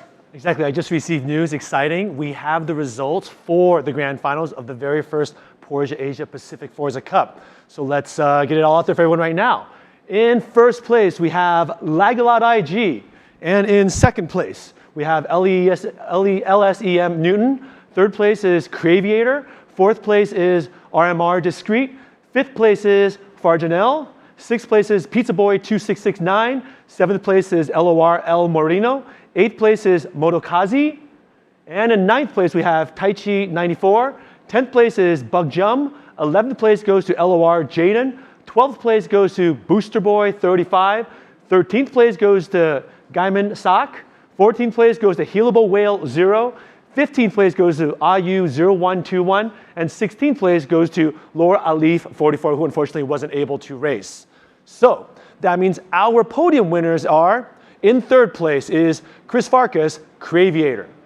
In second place is Jeff Newton, LSEM Newton. And in first place, our winner, Taylor Smith, Lagalot IG. Congratulations. Each of our podium winners will take home a Porsche 911 Collection Sport Chrono watch, a Porsche Design 911 Bluetooth speaker, 500 Singapore dollars of BOSS store credits, custom Porsche Asia Pacific Forza Cup Winners Trophy. And our first place winner gets a track experience at the Porsche Experience Centre in Hockenheimring, Germany. Wow. And now let's hear from our champion, overall winner, Taylor Smith, Lagalot IG. Taylor, are you with us? Hey guys, how you going? Congratulations on winning the very first Porsche Asia Pacific Forza Cup. How are you feeling now, and what's going through your mind? Thank you. I don't know, it feels weird at the moment. It's definitely in a position I haven't been in before, but I'm sure later on it'll sink in and I'll realize I'm actually on to Germany next year, perhaps. But yeah, it feels good. Is this your first time winning a competition like this, an esports competition like this? It is. It is, and you seem very calm, cool, and collected, probably the way you race also. Yeah, leading up to the second race, I was getting a bit nervous, but once we got in, it was fine. I was quite calm and did well. Well, let's see if you can stay calm, cool, and collected, because for your grand prize, you must be excited about that. Have you ever been to Germany, and have you ever driven a Porsche car before? I have not. I've never been overseas, and I've never driven a Porsche before, so it's definitely going to be an exciting experience. So can you show us some excitement? You get excited, get excited. It just hasn't sunk in yet. Hasn't sunk in. Sink in. Okay, well, once again, thank you so much, and congratulations, Taylor. Thank you very much. Okay. So that marks the end of the first ever Porsche Asia Pacific Forza Cup. Congratulations to our champion and all of our participants. Let's give them one final goodbye to all of our racers. Thank you so much. Congratulations. While the inaugural Porsche Asia Pacific Forza Cup has reached an end after 3 exhilarating qualifying weeks and an absolutely nail-biting final in some of the world's best sports cars and legendary circuits, we hope you'll join us and Porsche for the next esports or motorsports outing as we continue our journey in sports cars and racing. So make sure you stay tuned.